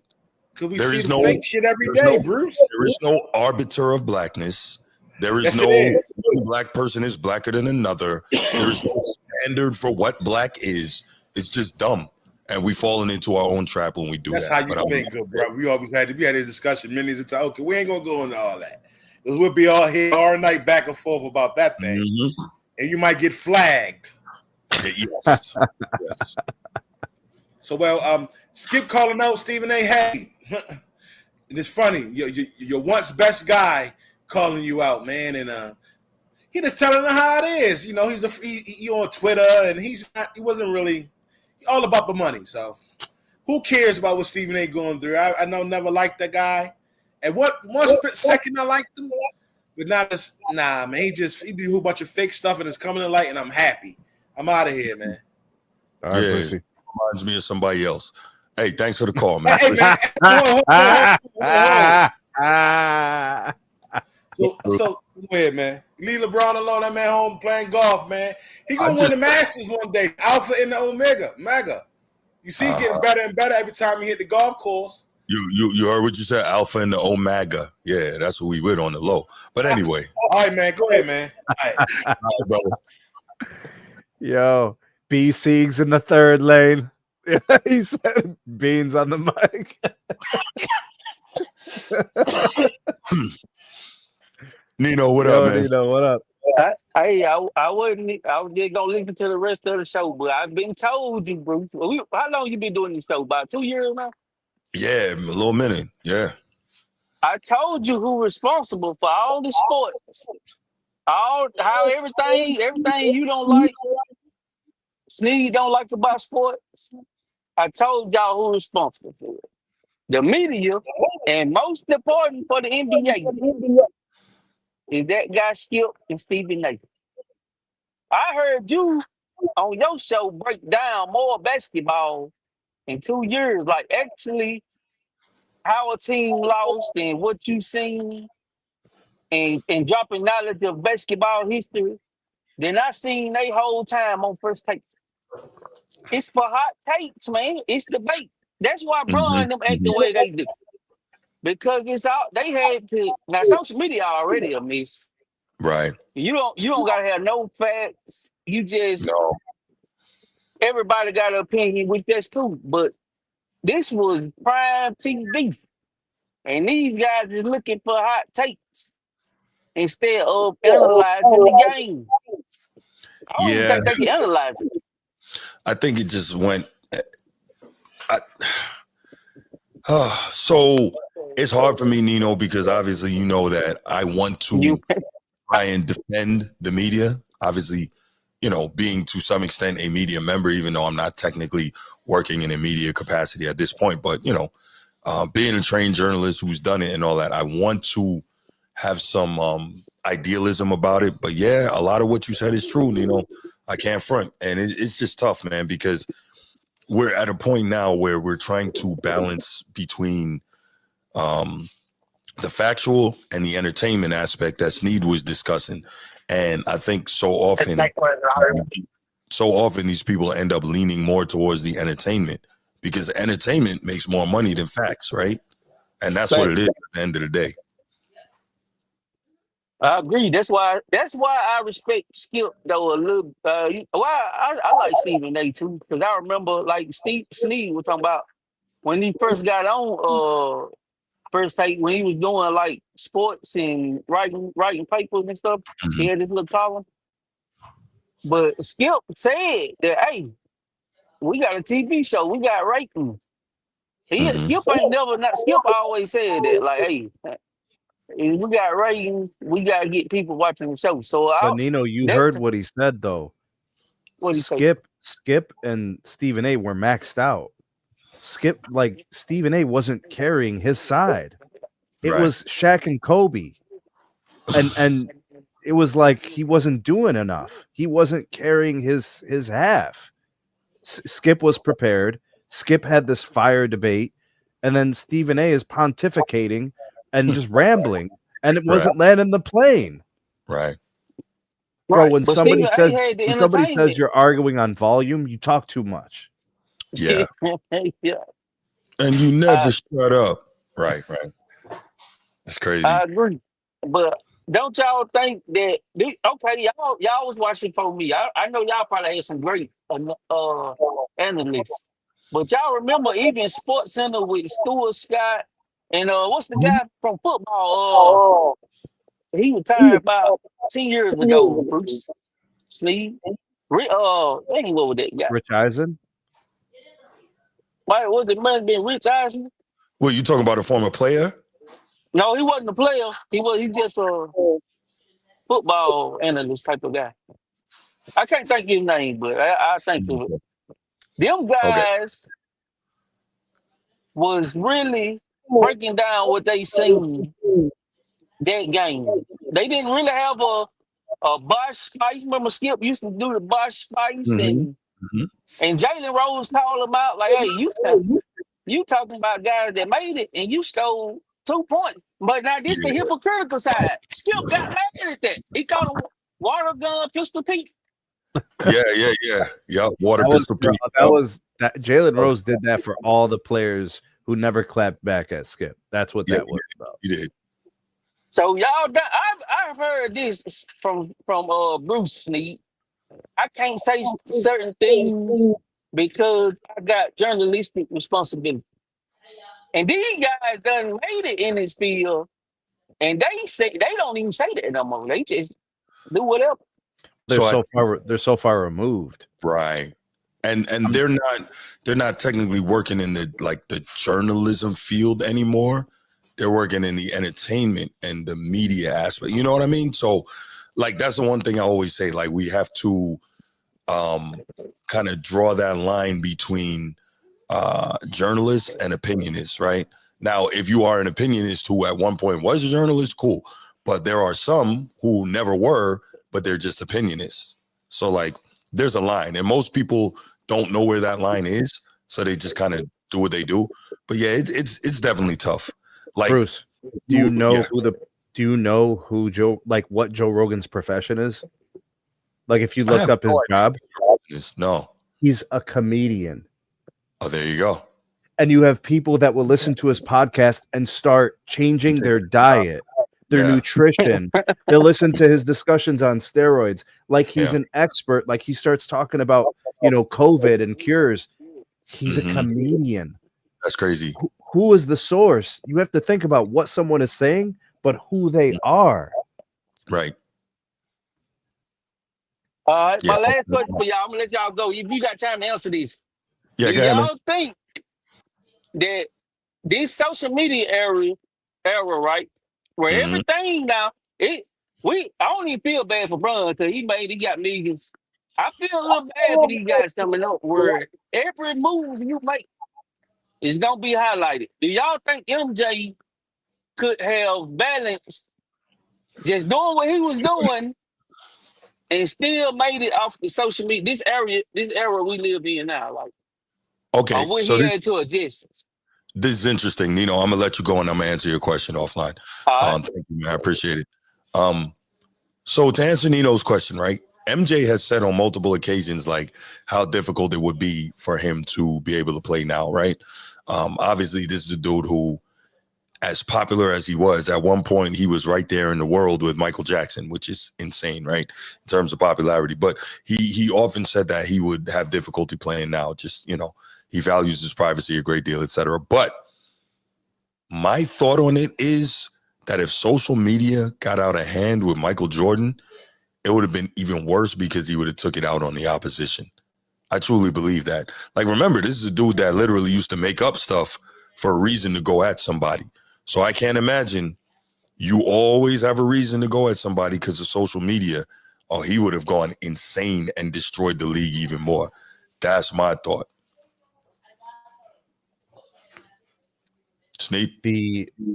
The wealthiest people in the world are not active on social media. The most successful people in the world have other people running their social media. Yeah. It's for promotion. It's for branding. It's to give people a false sense of connection to this person. Mm-hmm. It's like a storefront. You know what I'm saying? It says Mom's Diner, but they're selling AR-15s in the back. You know what I'm saying? Right. That's this social media is it's what people are making it. If you lived on it, it will consume you and eat you alive. It will chew you up and spit you out. Yeah. If it doesn't exist in your world, I mean, it doesn't exist. It's a figment of the imagination. Correct. I mean, Jack Ma, the founder of Alibaba, one of the wealthiest guys in the world, there's no social media. You won't find it. Right. Touché. And realistically, I mean, that makes sense. Those guys don't have time for that. They can't be bothered with that. And to your point, somebody else is running that account for them. So yeah, I get it. Oh, but this is a conversation about self-exposure, opportunities to slip. What you remember American Gangster? Remember for what Frank said, bro? Yeah. Remember what he said? That you bring attention to yourself. You're setting yourself up. It's foolish when you take attention. Remember what he did with the minks and he started going out. Yeah, when he got caught wearing it, he was like, "Oh hell no!" But his wife was just trying to. But I get it. But think about it, right? And it's the same thing even with the Italian mobsters and whatnot. Which one got to die at home in his sleep? Carlo Gambino, because he stayed low. He wasn't loud. He wasn't obnoxious. He wasn't out there. He did his stuff and he stayed low. So yeah, I totally get it. Real quick, let me answer this for Autism Boy. Skip overrated as a media analyst. Oh, I don't think he is, but he has certain go-tos that he has used to really have a great level of success. Obviously, talk a great deal about the Cowboys, covered them extensively, loves them, wrote 3 books on them, knows Jerry personally, so on. So the Cowboys, and then of course, him talking about LeBron for all these years. So I don't think he's overrated as a media analyst, but he has certain go-tos that make people think that he's a one-trick pony, if you understand where I'm. And he's been really wrong trying to stick his neck out to be different. Like Johnny Manziel's going to wreck the league and be a bigger star than LeBron. And what? Tebow, yeah. Like it wasn't even necessary. Why would you do that? Yeah. But I'll tell you though, it's been said by a number of people that when Skip says something, he really believes it. So it's crazy to think that because there have been some things you're just like, how? Like you can't believe that. Yeah. No doubt. All right, let's move right along to the next topic. And speaking of the Cowboys and America's team, Nate, man, Netflix just dropped let's start here. As a matter of fact, let's keep it in the present for a moment. Michael Parsons, Adam Schefter was he on Unsportsmanlike either yesterday morning or the day before, and they were asking him kind of like what were his thoughts on the current state of contract negotiations between Michael Parsons and the Cowboys, and he says they're nowhere because they're not even talking, and we may be able to anticipate a divorce, between the two. Now, here's the thing, though. Jerry and the Cowboys have said they don't anticipate trading him. They can franchise him twice, if need be. So, he's got to play at some point. But Michael Parsons is digging in his heels. He says he doesn't want to be there anymore. And he may possibly, he has requested a trade. And so he's pushing the issue. He's forcing the issue. Right. Yeah. And so this goes to the kind of thing where we talk about Jerry Jones and how he always drags out these freaking these contract signings, right? He did it with Trayvon Diggs. He did it with Dak Prescott. He did it with CeeDee Lamb. He drags it out to the last minute. Why? Because he loves all the attention that it brings his team. They talk about his team incessantly, right? Jerry is a marketing genius. Now, I bring all this up because Netflix has just dropped on Tuesday a new 8-part documentary on the Cowboys called America's Team, The Gambler and His Cowboys. And it highlights that run of Jerry Jones buying the Cowboys in, 1987 or 88, right around that time, for $150 million. And then him, in conjunction with Jerry Jones and Barry Switzer, turning them into the 3-time world champions in the 90s, culminating in their final Super Bowl in 1995. So outstanding documentary. It's 8 parts. I've gotten through 7 so far since Tuesday. Yeah, I mean, it'll hook you. Wow. It's really entertaining stuff. Talks about a lot of things and also lets me know that I was right in some of the things I've said in terms of why Jerry moves how he moves, right? And it's always good to get the vindication, like the confirmation that you're right. One of the things that stood out to me, if you remember a while back, we were talking, you were on the show, and we were saying how, Jerry is like Puff, right? All up in the video and all that. And I was saying part of that is the fact that he played on the national championship team with Arkansas in 1964 and with Jimmy Johnson as his teammate. And I think they were roommates as well. And part of that is that since then, he has missed not being one of the guys. And that's literally something that he says on this show, that he missed that feeling of being in there with the guys. And I think that has consistently informed his need to be in the locker room, in the limelight, be on the sideline, be one of the guys, even though he's an owner, right? He's the only owner that behaves this way. But I also believe he's the only owner who is on a former national championship team, right? So, I thought that was pretty cool to hear that, that he, kind of confirmed what my thought was in terms of his need to be there. Another thing I thought was really interesting, man, I learned a lot by watching this documentary as well as it being really entertaining. Another thing that really was interesting to me is that he didn't grow up wealthy. His dad had a grocery store, and him and his mom, I think, and his sister, they lived above the grocery store. And he was saying that his dad was big on marketing, right? And so his dad would have a bandstand in the middle of the grocery store, and he's selling meat and lettuce, but he would have like local talent competitions in the grocery store on the bandstand. Or sometimes he would have like local music acts perform because it would bring people to the store, to buy the groceries or whatever, right? So he learned about marketing. He said his mom and dad would dress him up in a bow tie and tell him to smile at all the pretty ladies that came in and, invite them into the store. So everything for him from the beginning has always been about a show, right? But here's the other thing. Jerry Jones is, what do we say, crazy like a fox? He did his master's thesis at the University of Arkansas on the role of marketing in football.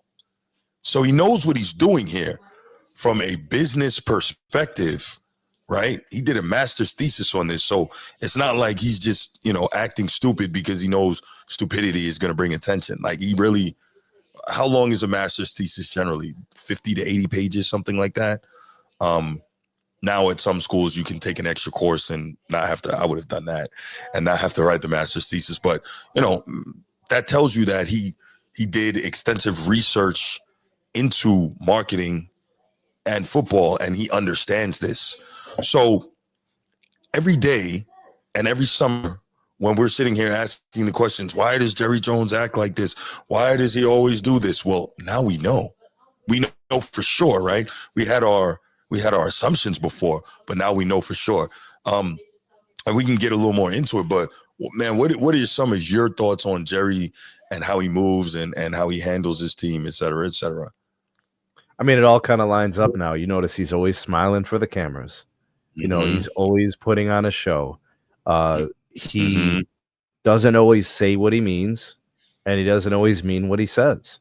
There's a lot of entertainment value. Sometimes it's a setup, right? He wants you to think a certain thing, but he's not really saying that, The fact that he gets up on a radio show right after a game, that's crazy to me. It's crazy.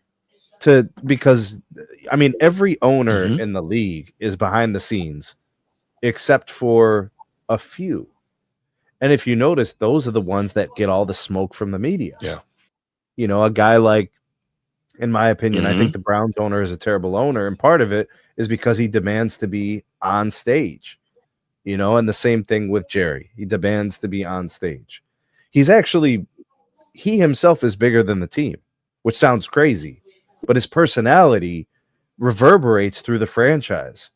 Not many franchises, that's not apparent to the fan. Right. It's a very unusual construct to the media of each of these teams. Who knows the owner of, I don't know, I'll just pick a random team. Who knows the owner of I'm going to pick like a Midwest team, the Chicago Bears, right? Like, who's the owner? Nobody's going to be able to tell you. Kasky. Matter of fact, she just died, so I don't know who took over. There's no news on that. I didn't even know. Right. I didn't even know. Pick another random team. Like, who's the owner of the Texans? I don't know. Cal McNair, I believe. The only guys I know are Jimmy Haslam of the Browns, Jerry Jones of the Cowboys, and Robert Kraft of the New England Patriots. I remember the guy who owned the Commanders. What was his name? Snyder, yeah. All wrapped up in the controversy. Is the guy who owns the Sixers. I can't remember his name. But what I'm saying is there's controversy, there's problems, there's press, whether it's negative, positive. It's these guys that we know. Right. Because they made themselves bigger than the team. I was about to say, you shouldn't know who the owner is. No. Just unless they're known from something else before. Right? Like Usher was like a minority stakeholder in the Cavs while O'Brien was here. That's not a thing. It's not like a big thing, but like you might know that as a little tidbit, I mean, so like Jerry Buss, remember Dr. Buss? Like he walked a fine line. He was pretty big, the Lakers, Jerry Buss, like people know him, but you didn't know who owned the Celtics. You know what I'm saying? Like, nobody was talking about the owner of the Celtics. They were talking about Red Auerbach. They were talking about Larry Bird. They were talking about Robert Parrish. They were talking about Kevin McHale. Bill Russell. They were talking about the players. Right. But we talk about Jerry Jones more than Micah Parsons, and Micah Parsons goes to the Pro Bowl. I think Jerry Jones wants it that way, though, and it's funny 100%. because on the show, on this documentary, he literally says, I want to keep it a soap opera 24/7. So he tells you exactly what he wants. He tells you what his intention is. He tells you what are the roots of this behavior. He tells you that he went through the actual study of this. And you know what? We can say what we want to say, but he took this franchise from $150 million when he bought it to a valuation of what, 12.8 billion, almost 13. So imagine if the Cowboys ever went up for sale, which, he's probably like, over my dead body, probably from my cold dead hands. But if they ever went up for sale, it would sound like that, bro. Straight up. It would. I'm sure they could get $20 billion. I'm sure they could. So he's got it figured out. And if you watch this thing, he tells us, and it's crazy. Some of the stories, man. You watch boxing a lot, Bruce. You know the sport. All right, so like, who's the A side in like? Let's just pick a team. Let's go Philadelphia Eagles. Who's the A side? Philadelphia Eagles, and who's the B side? In terms of just Philadelphia Eagles. Who is it? Who are they? Who's the face? Who's what? Jalen Hurts or Saquon got to be the A side. Players. The A side, the B side are players. Okay. Yeah. Dallas Cowboys. Who's the A side? Who's the B side? Jimmy Johnson's A side. Not Jimmy Johnson. Jerry Jones. He's definitely the A side. We could do this with every team and every and every organization that's across any sport and do A side, B side, and you're like functional, dysfunctional. Like correct. Yeah.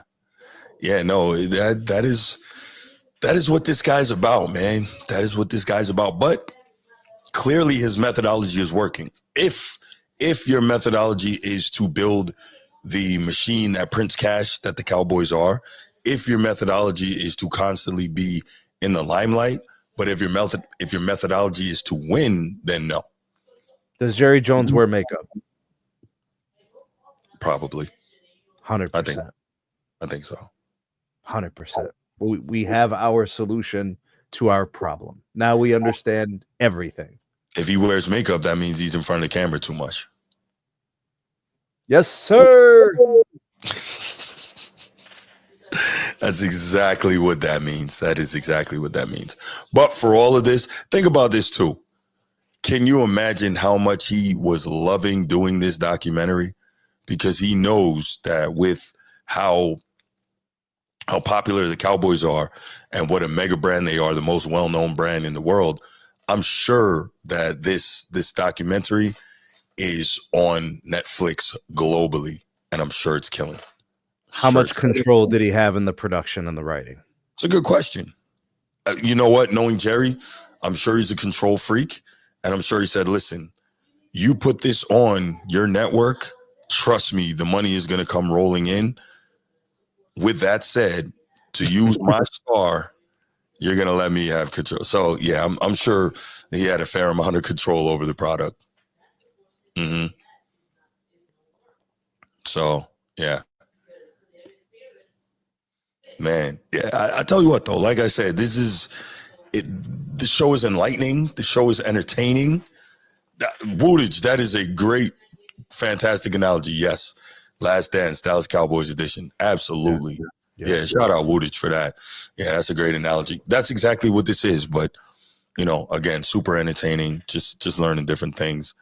Yeah, really good. Michael Irvin, I was very impressed with how honest he was about some of his trials and tribulations. He's a very honest person. He's a very honest, very forthcoming. But he's been in. It's too much of it's been in public. He can't hide anything. Oh, that's true. Yeah, that's a good point. That's like Mike Tyson, bro. He always tells the truth because he said, "My life's out here." Yeah, it's already out there. Yeah. So I didn't know that a Dallas police officer tried to put a hit on Michael Irvin. Damn. Yeah, because apparently Michael Irvin was drilling his estranged wife or whatever, and so he tried to put a hit on him. Nasty work, bro. Nasty work. A cop tried to put a hit on a football player, the star player for the damn Cowboys. This is another problem. I mean, it's a societal issue, but who should that cop really be mad at? We're not gonna go there. But I agree. But did you really think you were going to get away with putting a hit on Michael Irvin? No, really? No. One of the most popular and well-known athletes at the time, at the very least in America. You thought you were going to get away with that? I think he had to do like 6 years for that, which I don't even, a cop in jail, that's not a good look. So Crazy. But yeah, Tell you y'all the nasty work, bro. nasty work. But listen, y'all, when y'all get an opportunity, man, watch this. I'm gonna watch America's The Gambler and His Cowboys. Really good documentary. Really entertaining stuff. So we're gonna open up. Before we do that, Sneed, did you have anything else, man? Before we open it up, solid. Let's hear what the people have to say, man. Let's do this. Yeah, man. All right, let's do it. I talk too much, anyways, man. I'm turning into Jerry Jones, bro. I gotta cut it out, bro. Oh man, the link is pinned in the top of the chat, y'all. We'll take a couple calls on this. You know what? What's her name? Miss DeRealist would have liked this topic.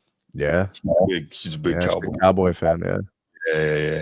She gets down for the Cowboys. Mm-hmm. But yeah, man, 150 million to 12.8 billion. A lot of damn bread. Well, first of all, you said what year did he buy it? Like 1988 or something like that. Okay. So, and you said, okay, so how much is, you said 185 million? 150 million. He said he had to cobble all money together, yeah. He was making oil today. Mm-hmm. Because, like, you got to account for inflation and, right. You know. Let's see if I can get like a inflation conversion. I got you. Let's see. Yeah, 12.8 billion is their recent valuation. Based on average annual inflation rate of 2.70, it's equivalent to 390 million today. Okay. So he turned $390 million into $12.8 billion. Yes. That's what that would have been today. You know, because you lose context. You're like, oh, it was just 150 million. But, you know, like you have to compare apples to apples. So, right. Wow, man. He made a lot of money. He made a lot of Remember, his revenues along the way are crazy. It's the Cowboys. Yeah. His annual revenues, his merchandise sales, ticket sales every year, religiously. There's nothing like football where you could put out a bad product and you still sell. Yeah, because and a big part of it too, though, it's not just that, but remember, what is this? Revenue sharing. So even the lousy teams, for the owners that don't want to spend and don't want to try to win, at least now they're bringing in about $350-400 million a year just for owning the team. And this is why you don't really see owners bicker with each other. No. They don't bicker and go, but like they usually stand in solidarity. You know? Yeah, they don't like Jimmy Haslam. The Deshaun Watson deal, they were like, bro, listen, let me tell you something, bro. Let me tell you something about Jimmy Haslam. If I create an analogy, okay. You ever seen when the dumpster, like the robotic arm thing is like dumping the trash from like the dumpster into the truck? For sure. You ever seen that juice, that liquid that's like leaking out? Oh, juice, yes, that's disgusting. Yes, Jimmy Haslam is garbage can juice, bro. He ate the garbage, bro. It's the juice that's been marinating at the bottom on a 90-degree day in the middle of New York City all day long, bro. Yeah, it's the worst. It's garbage can residue, bro. That's what Jimmy Haslam is. Bro, he ran all those scams with the Pilot Flying J gas station, stealing from those truckers. Really? I didn't know about that. Oh my God, come on, bro. Yes, but I didn't know that he was doing dirty work. He had a rewards program and he was taking all the points and money from those truckers. Bro, those are hardworking people, bro. Wait, so they know this and no one did anything? No, he got sued and then he reached a settlement and he gave them back all their money. But if he would have pulled it off, nobody would have said nothing. Okay, This is the equivalent of Brett Favre, what he did to the state of Mississippi. Mm-hmm, mm-hmm. Right? You're stealing from hardworking people. Yeah. Bro, wow. I'm gonna have to look that up. Pilot Flying J, sir, the truck stops. That's him. J is Jimmy Haslam. And you know what's crazy? His wife, Dee Haslam, is always all up in there too, bro. These football decisions, these football conversations, meetings. I'm telling, it's crazy, bro. Yeah, I think his brother used to be the governor of Tennessee, if I'm not mistaken. Probably true. Yes, I'm almost positive. The scummier, the better, right? That's how this works. And then, you think about it, like he was a minority owner in the Steelers. Every time I see a Steelers fan, I always tell them, take your trash back. He was better with you guys as a minority owner. Get him out of here. If I'm not mistaken, I think he's got a piece of the Bucks now too. Oh God. Run. Yeah, I think he's got a piece of the Bucks. Bruh. Crazy. Run fast. Turn and run. Don't even look back. Just run.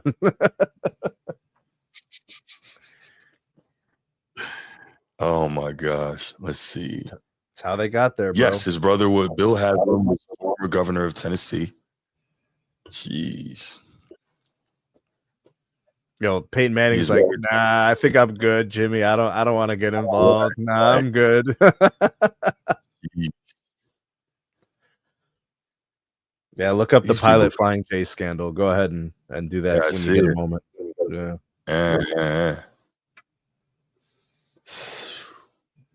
100 convenience stores with annual fuel sales about 125 million gallons. President and executive officer. Yep. Jimmy and Dee Haslam. That's his wife, Dee. Yep. Big D. Yep. Susan, Big D has Bagwell has. You didn't know these things, huh? I didn't know it was wild. The gift that keeps on giving, the Cleveland Browns, bro. Seriously. 5-year fraud scheme. Company paid restitution to customers and offered to pay $92 million penalty pursuant to a criminal enforcement agreement. Crazy. All right, so exactly as I told you, bro. And these owners are something else. Okay, so we all learned something about Jimmy Haslam, aka Dumpster Juice. That's his new name. Oh my goodness!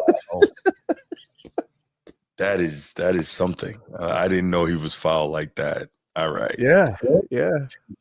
But he wants to come out and say, "Hey, I didn't draft Shador." Wow. All right, guys, let's take it to the final topic, and we'll take it to the NBA here, and we'll get a quick NBA topic in and talk about Shaquille O'Neal and greatness. And this was interesting, right? So, Sneed actually brought this topic up to me, and I didn't know about it. I'm like, okay, let me see what's going on. So, Shaq was on a podcast recently, and apparently he is annoyed by people getting on Luka for coming into the season out of shape. I guess it was, the topic was brought up. Obviously, Luka, theoretically should be in shape, but he may not be now that I think he damaged his knee over there in Eurobasket. He got injured a couple of days ago, yeah. Yeah, so,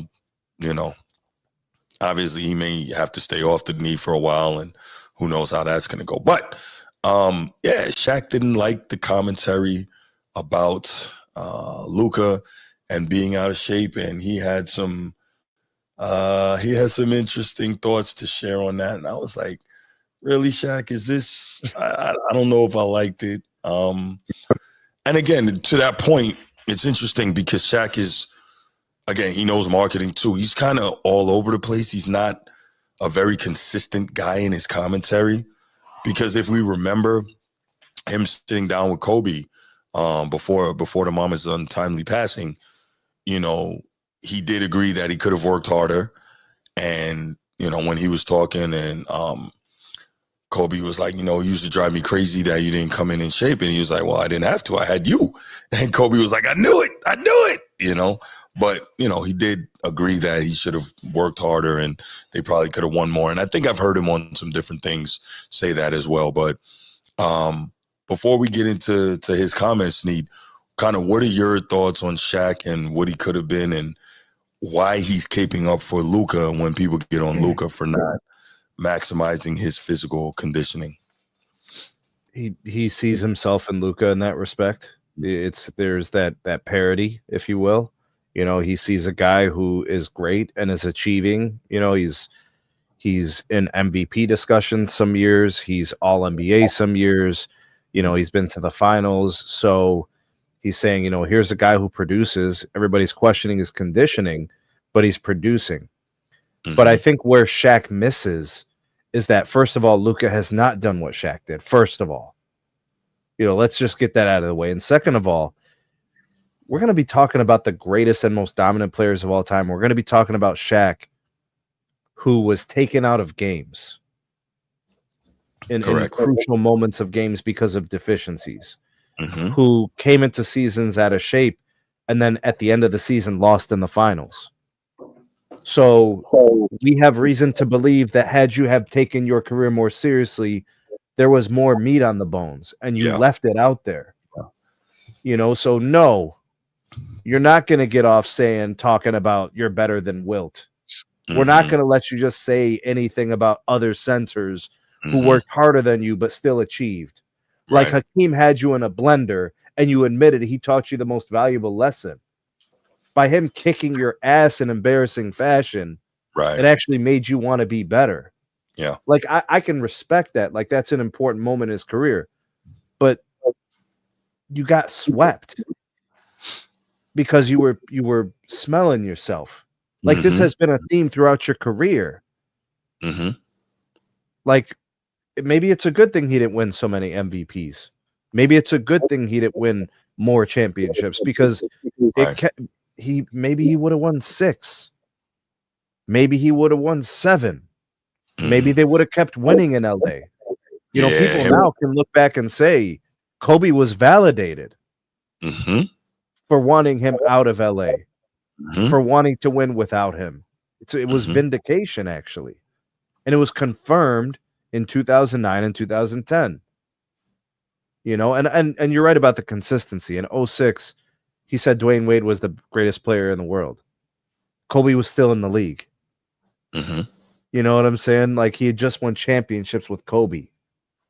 And everybody saw the writing on the wall, bro. In 2001, it was becoming clear that Kobe was going to be greater than Shaq. In 01, we could see it. Like it was evident. It was going to happen eventually. And it happened. And Shaq played a lot of years achieving nothing. His greatest achievements happened while he was with Kobe. Right. His greatest achievements happened were when guys were at his level or better. So how dominant really was he? People say he was so physically dominant.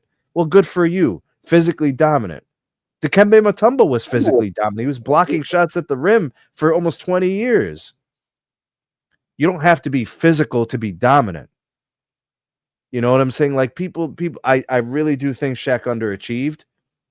And I try not to disrespect him too much because he really was great.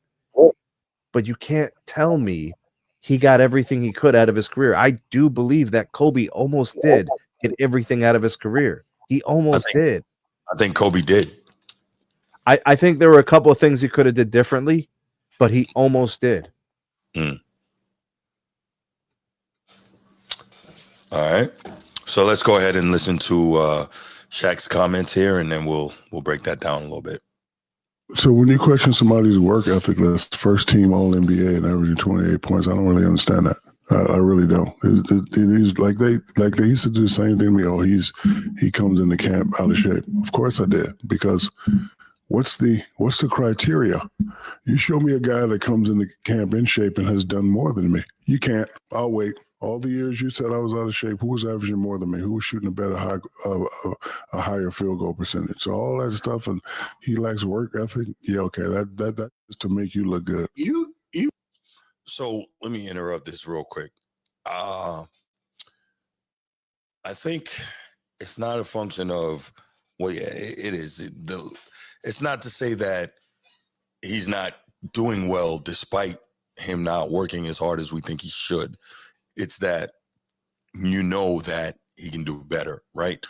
Let's say you have a kid and your kid is smart and your kid is bringing home B pluses on the report card. And you say, okay, this is a good report card, but I need you to do better. Why? Because I know you can. I know there's more there. You're capable of doing more. So even though this is good or really good for most people, you aren't most people. You can do better. And I think that's what they're talking about in reference to Shaq back then and Luka now. You are the only person I can ask this to, because you get it. What they're saying about Luka is what they said about you, where you go, I'm a Hall of Famer. I'm the most dominant player of all time. And they go, but Shaq, imagine what you could have done if you were in shape. That's what they're saying to Luka right now is they're going, let me just finish and then you answer. They're saying to Luka, sure, you're averaging 28, 30. Could you average 35? Like they're thinking, and how would you answer that? Because you're the only one that understands it. Okay, you do certain things to get results. He's averaging 28. Is he first team All-NBA or not? Yep. So he would have averaged 35. He still would have been first team NBA. So that makes your complaint null and void, right? So and then like that really has nothing to do with it. And like you're like you're a family man. Our family sacrifice a lot, right? For 9 months, you miss play dates, you miss this, you miss that, you miss anniversaries, you miss a lot. So, okay. Do you think, right? What was Shaq when he left Orlando? What he signed $120 million deal to go to the Lakers, something like that, right? Do you think that his family would trade that $120 million for play dates and birthdays and anniversaries? They got to stop this disingenuousness. Do the families sacrifice to some extent? Yes. But I guarantee you, most of those families say, yeah, we'll take that for this kind of dough. But that stuff happened. It was just delayed till the summer. Right. Because you can't tell me that he didn't do Christmas in the summer and he didn't do birthdays in the summer, regardless of whenever the birthdays were. Okay, Big Daddy Diesel gonna make it up to you. And they have the most amazing freaking time in the world, right? So he had like 10 kids, didn't he? I think he's got 6. But the point is, like, we gotta stop being, not we, but people gotta stop being disingenuous and saying stuff like, the family, they sacrifice a lot, they give up. Yeah, okay. Ask them if they would trade it. Come on, man. Disingenuous. Listen, Bruce. Mm-hmm. People say he's the most dominant player in NBA history. True or false statement? They say that. People say that. They say that, yeah. Okay. The most dominant player in NBA history is 8th in points all time. 15th all time in rebounds. 8th all time in block shots. 23rd all time in games played. And averaged under 58% free throw for his career. How long are we going to allow this kind of thing to be said? I think when people say that, they look at him at what they assume was his absolute peak. Like, so this is a guy who walks into the league in what I believe is the best big man era of all time. Walks into the league, 23.9 points, 13.9 rebounds, 3.9 blocks off the top of my head, if I'm right. I think I'm right on those numbers. That's walking into the league. And then when he got to his Edward, stop it. It is dream. But anyway, when he got to his absolute peak, that 3-peat run. Now, don't get me wrong. Obviously, those don't happen without Kobe. But the level that he was playing on, I don't know that we have seen anything more dominant than that. Now, the old timers will say Wilt. I didn't see Wilt, so I can't speak to that. But yeah, but you can watch Wilt. There's film. Yeah, but it looks different though. But it was real. Yes, it was real. Like the dude was passing the ball like incredibly well. The dude was scoring the ball incredibly well. Like he did a lot of things that Shaq didn't do. He dominated the game more than Shaq did. Like Shaq was a dominant force offensively, His defense was elite for a while, so defensively he dominated the game too. Right. But Wilt was that plus. You know, it was a little bit more. And I don't do the whole like the NBA was 8 teams and all that. Whose fault is that? What am I supposed to do with that? Right. But well, like, I look at it as the big man competition. When Wilt played, I don't think it was good. I don't know that it was quite as good as what Shaq dealt with, but that's my opinion. And that's also my Hakeem's 2-year run where he won the 2 finals and he was winning league MVPs and defensive players of the year and kicking every team's ass in the playoffs that had more than 50 wins, right? And sweeping Shaq, cooking the Magic, who had just beat the Bulls with MJ. I'm just saying, these are all things that happened. There were guys that did dominant things and had dominant spans where things came together and they were just as dominant, if not more. I'm just saying he's not who he says he is because he was lazy, not because it's not an external factor. It's an internal factor. That was his fault. And now he's making excuses. He's admitted that, though. He's admitted that previously. All right, let's continue with the clip. That was my thing, especially after getting beat up. I'm not doing nothing for 30 days, but going to Universal, doing the family thing, boom, boom, boom. And I'll get ready when I get ready because in shape, out of shape, it's here. I'm killing everybody, right? And then, you know, for me, it was also motivation. He's out of shape. He's out of shape. So now I got to work. And then by the time it's time to be right, All-Star game, which I was always right, and boom, bam. So, you know, each individual has their own strategy. You know, you talk about Sun Tzu. Nobody else did it like Sun Tzu. Nobody else did it like Napoleon. Nobody else did it like, you know, Dwight C. Eisenhower. The great ones have their own strategies, and my strategy worked for me. You know how I know it worked? When you go to LSU, you see a statue. When you go to my high school, you see my jersey. When you go, I look outside the Staples Center, you see my statue. I have 3 retired jerseys in 3 different arenas by doing it my way. So, you know, the way of, you need to come in the shape, show me the criteria of who did it. Like it ain't really a lot of centers that has done more to me. I played with a guy that had 3% body fat. He never played. 3%. He was a He-Man doll. You take his shirt off, ice, you're like, damn, I'm beautiful. But guess what? You ain't getting no minutes over me.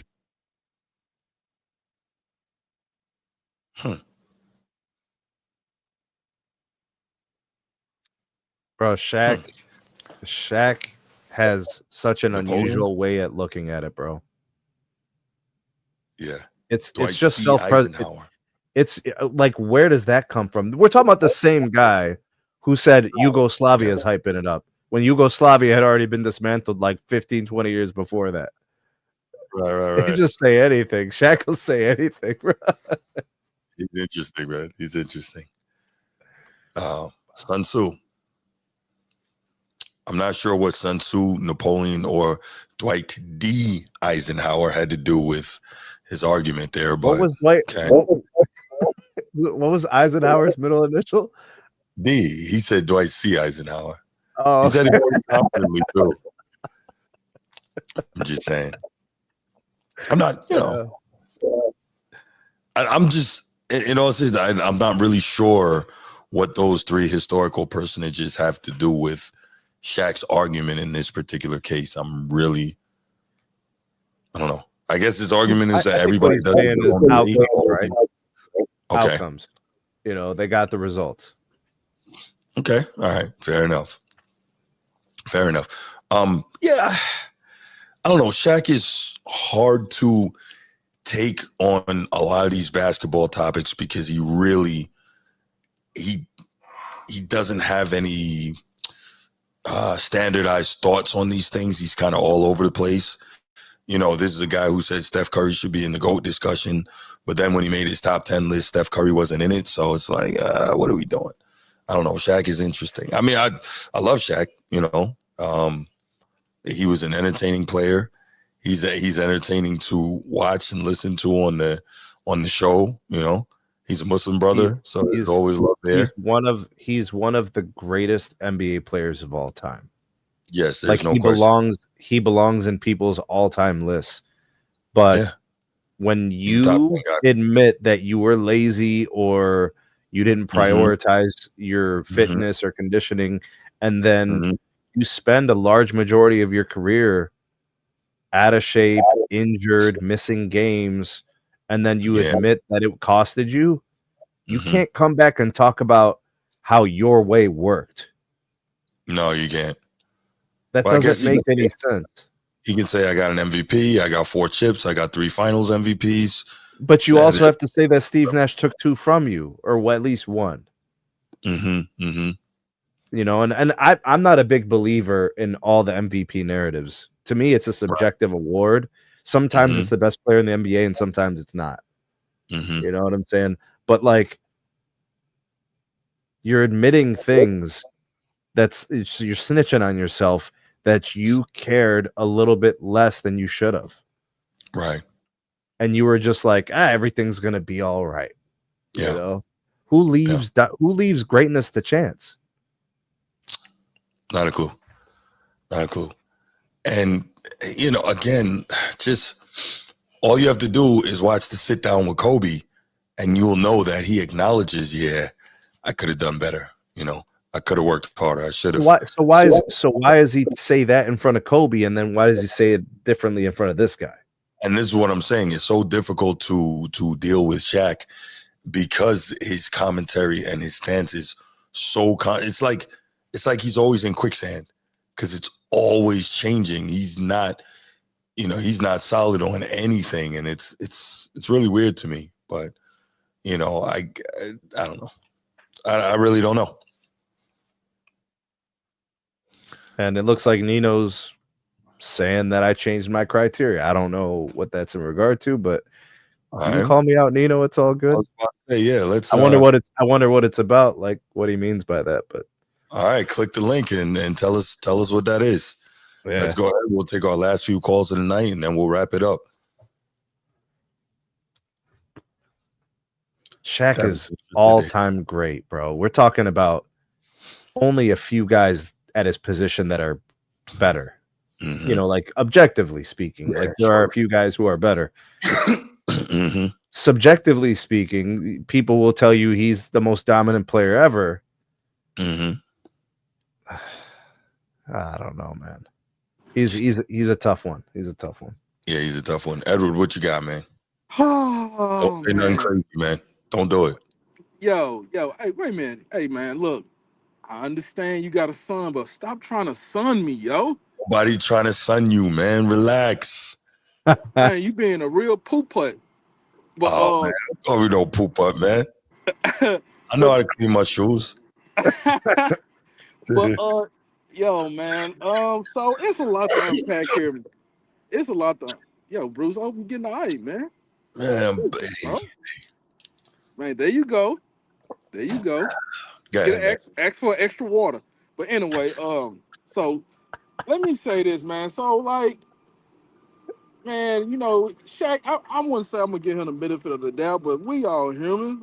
You know, he had his little off the court issues going on. You know, even though he was out there wilding, you know, and stuff like that.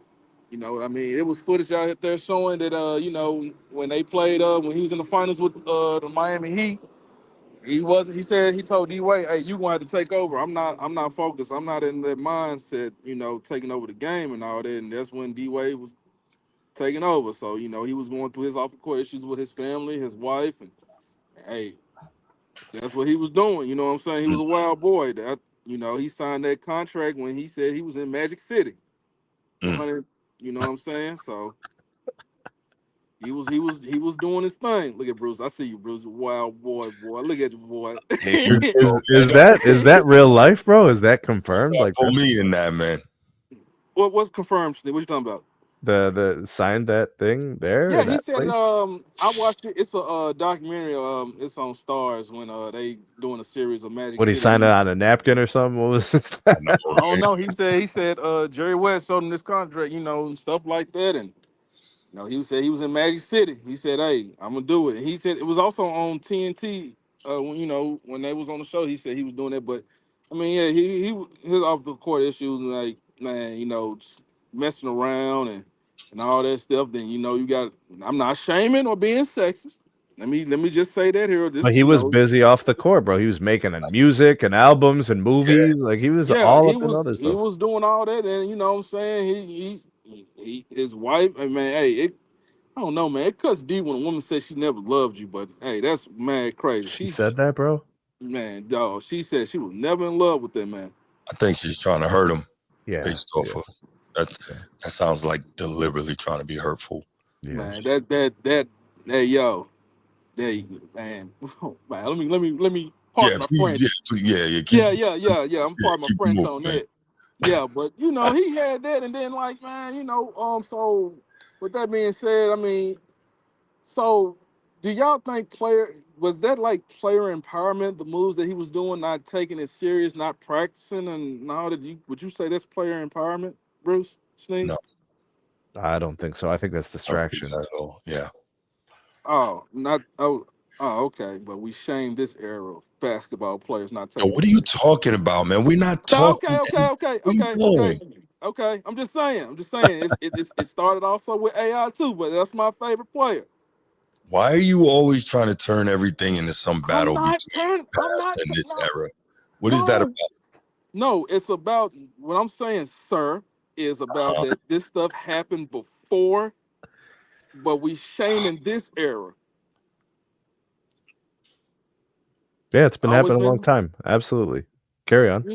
And then not only that, when now you brought up like we never seen the footage of. I mean, I saw clips of Wilt and Bill saying Shaq couldn't play in the '60s and all that. That's what they said.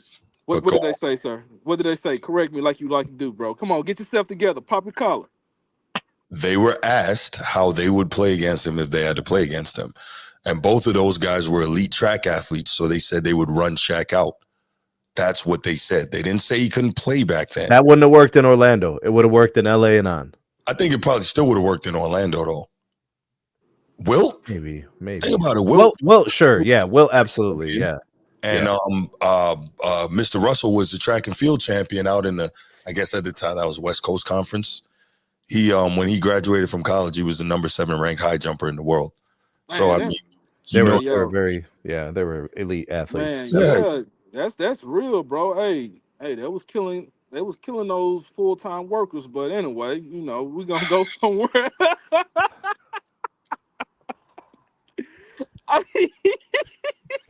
Bruce, come on, man. You're not doing this, bro. You're not I'm doing not gonna do it. I'm not gonna do it. I'm not gonna do this with Edward all day, every day, man. It's crazy. I never said, what I'm saying. I just said they had full-time jobs, Bruce. I mean, what's wrong with that?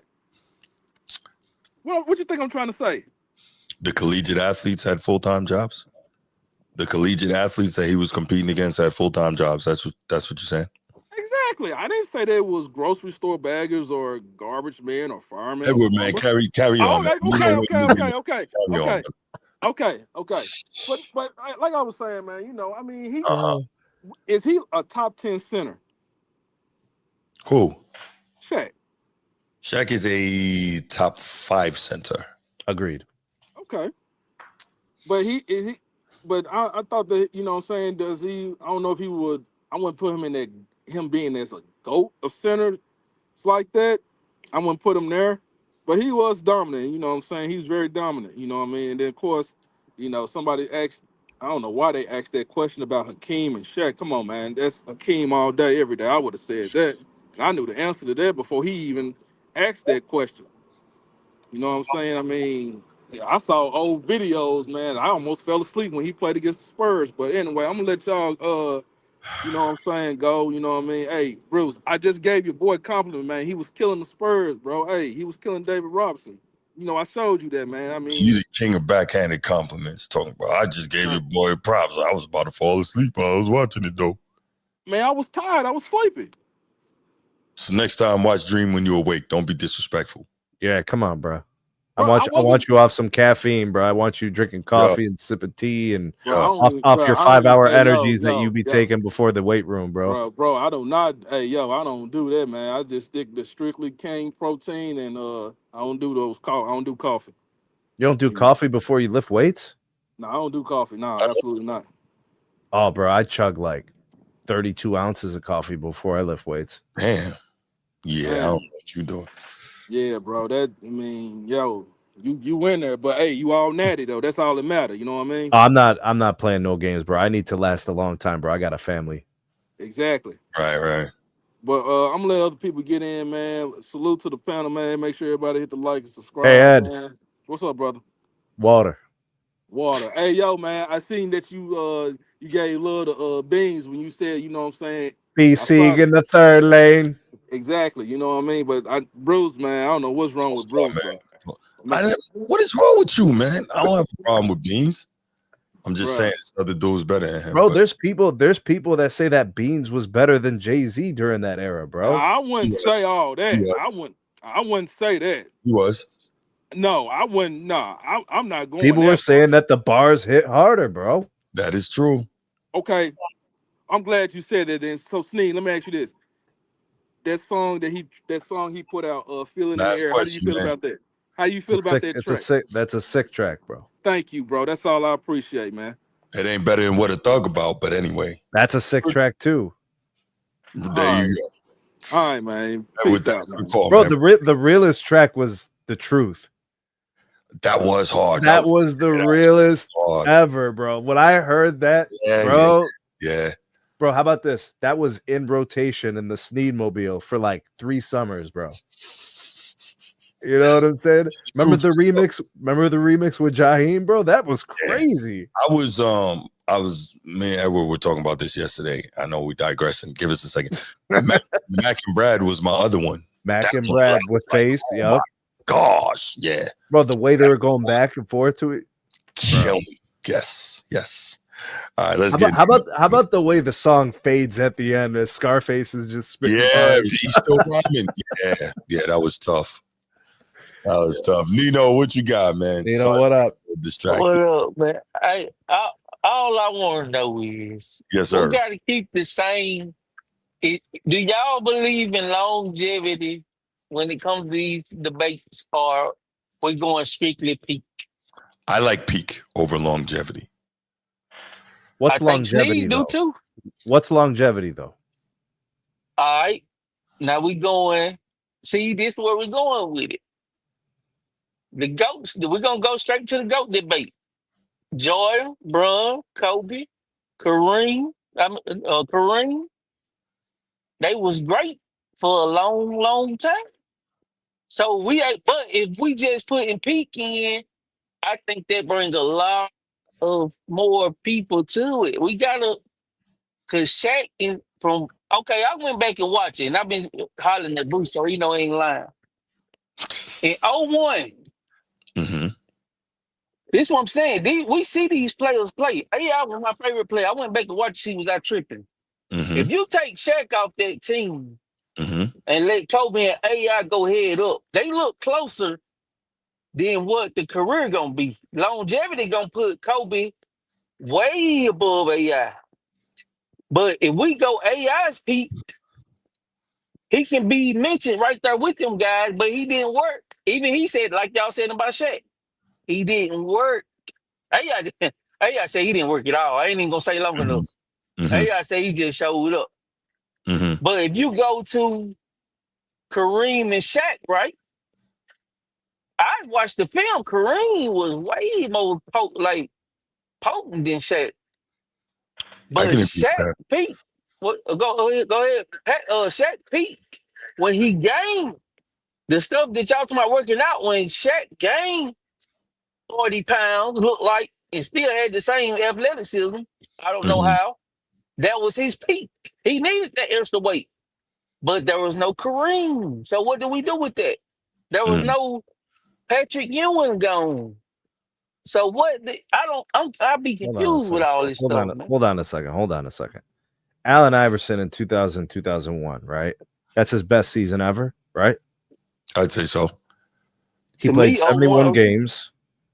He played 42 minutes a game. Nobody's questioning how hard he played the game. Right. He averaged 31 a game. We have other players averaging more than that for a season. I'm just saying. He averaged just under 4 rebounds a game. He was a guard, so he wasn't really rebounding the ball. Right. he only averaged 4.5 assists a game. I mean, for his position, whether he's a point guard or shooting guard, doesn't matter. 4.5 is not earth-shattering on any standard. He was scoring the ball. That was his thing. His defense was good that season. He had 2.5 steals a game. He shot 42% from the field as a small guy, taking a lot of challenged, long-range shots. 32% from three. They didn't really shoot a lot of threes back then. Mm-hmm. And he wasn't a prolific three-point shooter anyway. And he averaged like 3 turnovers a game. He was an NBA scoring champion. He was a steals leader. Mm-hmm. He was an all-star. Obviously, he was an MVP. Mm-hmm. He got the one game against the Lakers. They had a good playoff run, but they ended up coming up short to a better team, obviously. Yeah. I can think of so many better seasons than his. It's unbelievable. No, As not good better as that seasons, season was, better players. but you Which just the told me that seasons was go hand in peak. hand, though. Yeah, that was his peak. But I'm saying, okay, Kobe's right there, and he was like, they was debating. Hold on, you got just better said, seasons in and around that same year, like 2 years before, 2 years after. from who? Shaq. From Shaq? Yes. No, that's what I'm saying. Like, what I'm debating is, now Shaq is hands down, them 3 years there to me. I'm saying take Shaq off, and we go Kobe, right? When we debate Kobe. AI didn't work, but that was his peak. And after that, his age, he started slowing down, so his peak wasn't as long. But if we take that season for AI, His peak also wasn't that high. I don't know about that, Sneed. That was the '01 now. This the basketball y'all like to talk about. That wasn't no 130 point a game basketball now. That was, man, who he was playing with. We got guys having better seasons in and around that same year. Besides Shaq? No, I mean, we could look at each year. I mean, name your players from those years that were of the Iverson ilk. You know, you got your, I mean, we could compare the seasons. He make up there too. But that's what I'm saying though with the peak. But I want you to focus on what we saying, Froys. If you take one player, okay, Jokic, right? Mm-hmm. He got a late start. But if What we do you take in mean? the last 3 years, What do you mean late like, start? He talking about how long it took I mean, Jokic to reach the level he's playing at now. Kind of like Giannis. It took time. What do you mean? yeah, like If a saying, guy well, if a guy plays 4 years at college and comes into the league destroying it because he's refined, he's going to start killing the league right away. Like Kobe come out of KG, high school though. and how he couldn't even get in the game. No, that was his coach. Now I went back Yeah, and that watched was- these things. I'm with you, but I'm just talking about there's things that happen in careers, and it happens for a reason. Like Kobe, it was Del Harris, Right. but Nino, as soon I as need you to land the plane, bro. I need you to land the plane. We got some more waiting to get on, man. Oh, I just want. I'm waiting on y'all to answer to see. Like, I'm just. You can take me off. I just want to know where is it? Where's that line? Like MJ when he stepped in his rookie year. Mm-hmm. To me, he was the best in the league. I know Bird and them beat him, but when Bird say he got the sneakers, that tell me you know this man better than you. Yeah, he was up there. He So definitely. where Was. you're y'all? I taking just want to MJ know his where rookie y'all year at over from Larry peak. Bird, those were I Larry am. Bird's best seasons. Yeah. I am. But I'm going, man. I'm taking MJ. All right, Thanks, dude. you know. Appreciate the call, brother. Oh yeah. All right. Bro, Larry Bird was winning chips and MVPs in 84 to 86. 3 straight MVPs. Who was saying that he was better than Bird? Hey, how's it going, Sneed? What up, Nathan? So I have a hot take. I think Shaq is actually not as good as my GOAT, Karl Malone. Huh? I think You're Karl what? Malone, my GOAT, Karl Malone. I think he's the greatest NBA player of all time. No one compares to him, honestly. Wait. Let me stop you, Nathan. No way. He's trolling, bro. This is What do you? First time. I'm not trolling. This is the All right, first go ahead, time. That's the Nathan. mailman. That's the fucking mailman. Go ahead, Karl Nathan. Malone. Go ahead. So I think Karl Malone is the greatest player because he's just the mailman, you know, the GOAT, the best player without a ring. John Stockton was nothing without him. So I Well, think he's maybe the he was best. nothing without John Stockton. No, not at all. Karl Malone, if you put him on any of Shaq's teams, he is winning triple the rings easily. Wow. Wow, man. I've never heard this kind of a take. It is a hot take, Nathan. You're right. That is a hot take, sir. Yeah, I mean, That is. Wait, Nathan. Okay, I'm sorry. This is the first time you and I have talked. I want to make sure I got this correct. Okay. You're telling me you believe that Karl Malone is the greatest player of all time. He said it's his goat. Yes. The best. Is that your favorite player? Or No, he's not even my favorite player. Like, he's a little bit weird off the court, but I think his greatness on the court is undeniable. He is so good. His greatness on the court is undeniable. Yes. Yeah, But that's true. The greatest LBJ couldn't do anything the mailman could do. He wouldn't even do that good in the era, to be honest. Okay, I'm with you on that. No, we're not doing that. No, Bruce. No. No, but like, I can't lie. Like, I think MJ would be a plumber in this era too. I don't know if you're an MJ guy. Like, MJ couldn't even wipe the shoes of like Lonnie Walker the fourth. Like, he couldn't. See, this is how I know you're trolling, Nathan. I'm Thanks not for trolling, the call, bro. Thanks for the call, bro. How am I trolling? I don't believe this, bro. I'm sorry, man. I'm a real hooper. Like, Karl Malone you guys was a haven't great played. player. You probably haven't really played basketball like that. Wow, man. Wow, Nathan. Wow. I think Karl Malone was also a great player off the court. I mean, what he did, it was just amazing. I love Karl Malone. I love Kobe Bean. Allegations rule. Yes. I already told you it was a troll. I already told you. I knew it. Once he started doing that thing with Karl Malone, I knew it was a troll, bro. I knew it.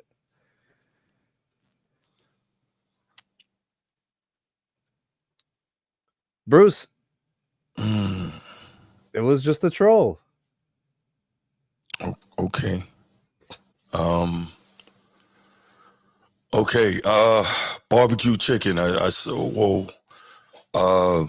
Barbecue. Huh. Okay. Barbecue chicken. That's. I thought I saw that. Click back in. Be ready to pull the plug quick on these. Okay. Okay.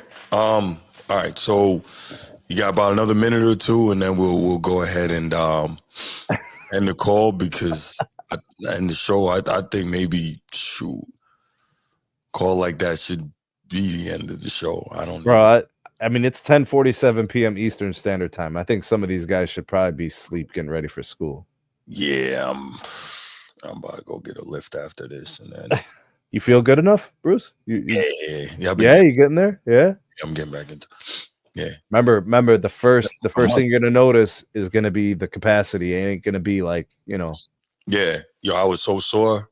Oh my gosh, because I ain't worked out in like a month. I was so sore. I've always been like really into lifting, playing hoops, running, jogging, sprints on the hill, like big into fitness. I got the flu really bad one year, one season. Mm-hmm. It set me back for like 3 weeks, bro. Yeah. You know, like it really impacted like the lung function, the capacity, the lifting. I mean, it took me weeks to get better, you know, and get back to what I was, you know. Well, you know, I was on the vacay for 2 weeks, and then after that, you know. So what, it hit you as soon as you got home? Recover. So apparently, I think, like, hold on, Edward, I got you. So real quick, it was like I left here, it's like 95 degrees. Land in England, it's like 72 degrees. So immediate temperature shock. And I'm pretty sure I picked up something like right around that time. So like I'm coughing pretty much the whole time we're on vacay. And I didn't like get any meds or anything for like a week.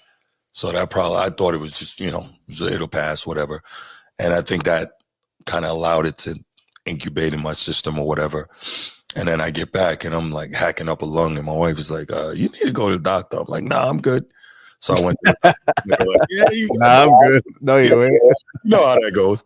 You know, they're like, yeah, pneumonia. I'm like, oh, great. Okay. All right. So was it was keeping you awake too? It was like hard to sleep probably. Yeah, I was coughing like crazy. Yeah. Like, I was waking up in the middle of the night, like, because, you know, it's on your chest. Yeah. So you're trying to get the mucus off of your chest, and I'm like in the bathroom, like half dead in there. Yeah, it's crazy. Edward, what up, man? What you got? Eddie, what up? What up, y'all? Hey, yo, man, Bruce. It was don't take nothing like that person said serious, B. Come on, man. I saw the look. I really thought your face froze. You know, your camera and all that frozen, man. You know, I wouldn't say something like that. You know me. Look, people say weird things, man. You never can tell. I know, but we at a time now in our lives, bro. Well, I'm not there where y'all guys at, but what I'm saying is that I'm getting to the point now. Get off my lawn type. You know what I'm saying? So I wouldn't say that. Now, when Karl Malone was a great player, absolutely. You know what I'm saying? I'm not even gonna disrespect. His off the court stuff. Yo, that I'm not even gonna get into all that. You know what I'm I saying? have some different thoughts on that, but this is not the place. No, that's absolutely not the place. Then plus back then, that's down south, like real down south. He's from Louisiana, so Utah, bro. Utah.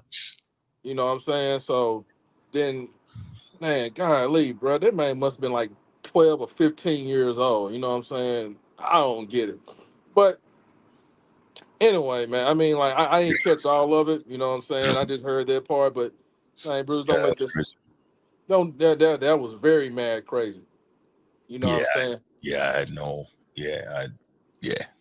Yeah. So, but yeah, that's all good. Man, when the next show coming out? What? The Sunday or Thursday? Yeah, Sunday. Okay. I might have some between now and then, though. Okay. College football start this weekend. Yes, sir. Okay. I know you be doing your little. You're not doing the little wrap ups or nothing like that on the college games.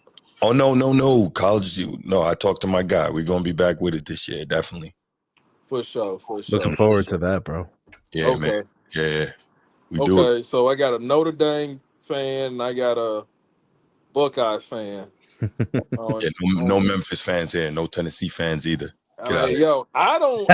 I'm not. It's cool. I'm not hurt by that. My feces are not hurting. You know what I'm saying? I'm waiting on. I do the college basketball. Penny all day. You know what I mean? I don't do college basketball actually. I used to like it more when I was younger, bro. I used to follow it a lot. Yeah. It's so hard to follow now because the teams are so nobody stays every year. Exactly. Nobody stays. Exactly. So with that being said, do y'all think y'all blame that on the NIL and kids don't? There's nothing to blame, bro. It's just they're going to get their money, bro. There's no blame. It's just but I can't invest into a team or a league where everything changes every year. But ain't college football doing the same thing too? You got kids jumping in and out of the portal. Yeah, but I see them every year. That's true. Jeremiah Smith is here, sir. That's true. See you on Sundays. That's real, man. But I'm gonna let y'all get on out of here, man. I know it's late on y'all side of the town and everything like that, man. But hey, water, man. But Face water killed that track. Face killed that track, and I'm gonna go. You always be trying to say something on the way out, man. No, Bruce, you think Face didn't kill that track? He did kill it, but Beans was a little better. That's all. Man, that's that East Coast bias. All right, man. Okay, that's your South bias, man. Get out of here, man. All right, y'all. We are gonna wrap it up right there. See how the Format Podcast does, man. This show can go anywhere. It's crazy. Oh my goodness. But we appreciate y'all being here tonight, man. Make sure y'all like, subscribe, share the show, share the channel, man. We appreciate y'all. Sneed, thank you once more, man. I appreciate you being here, man. Good to be here, man. Thank you. No doubt. Y'all have a good night, and we will see you next time, and we out. Peace.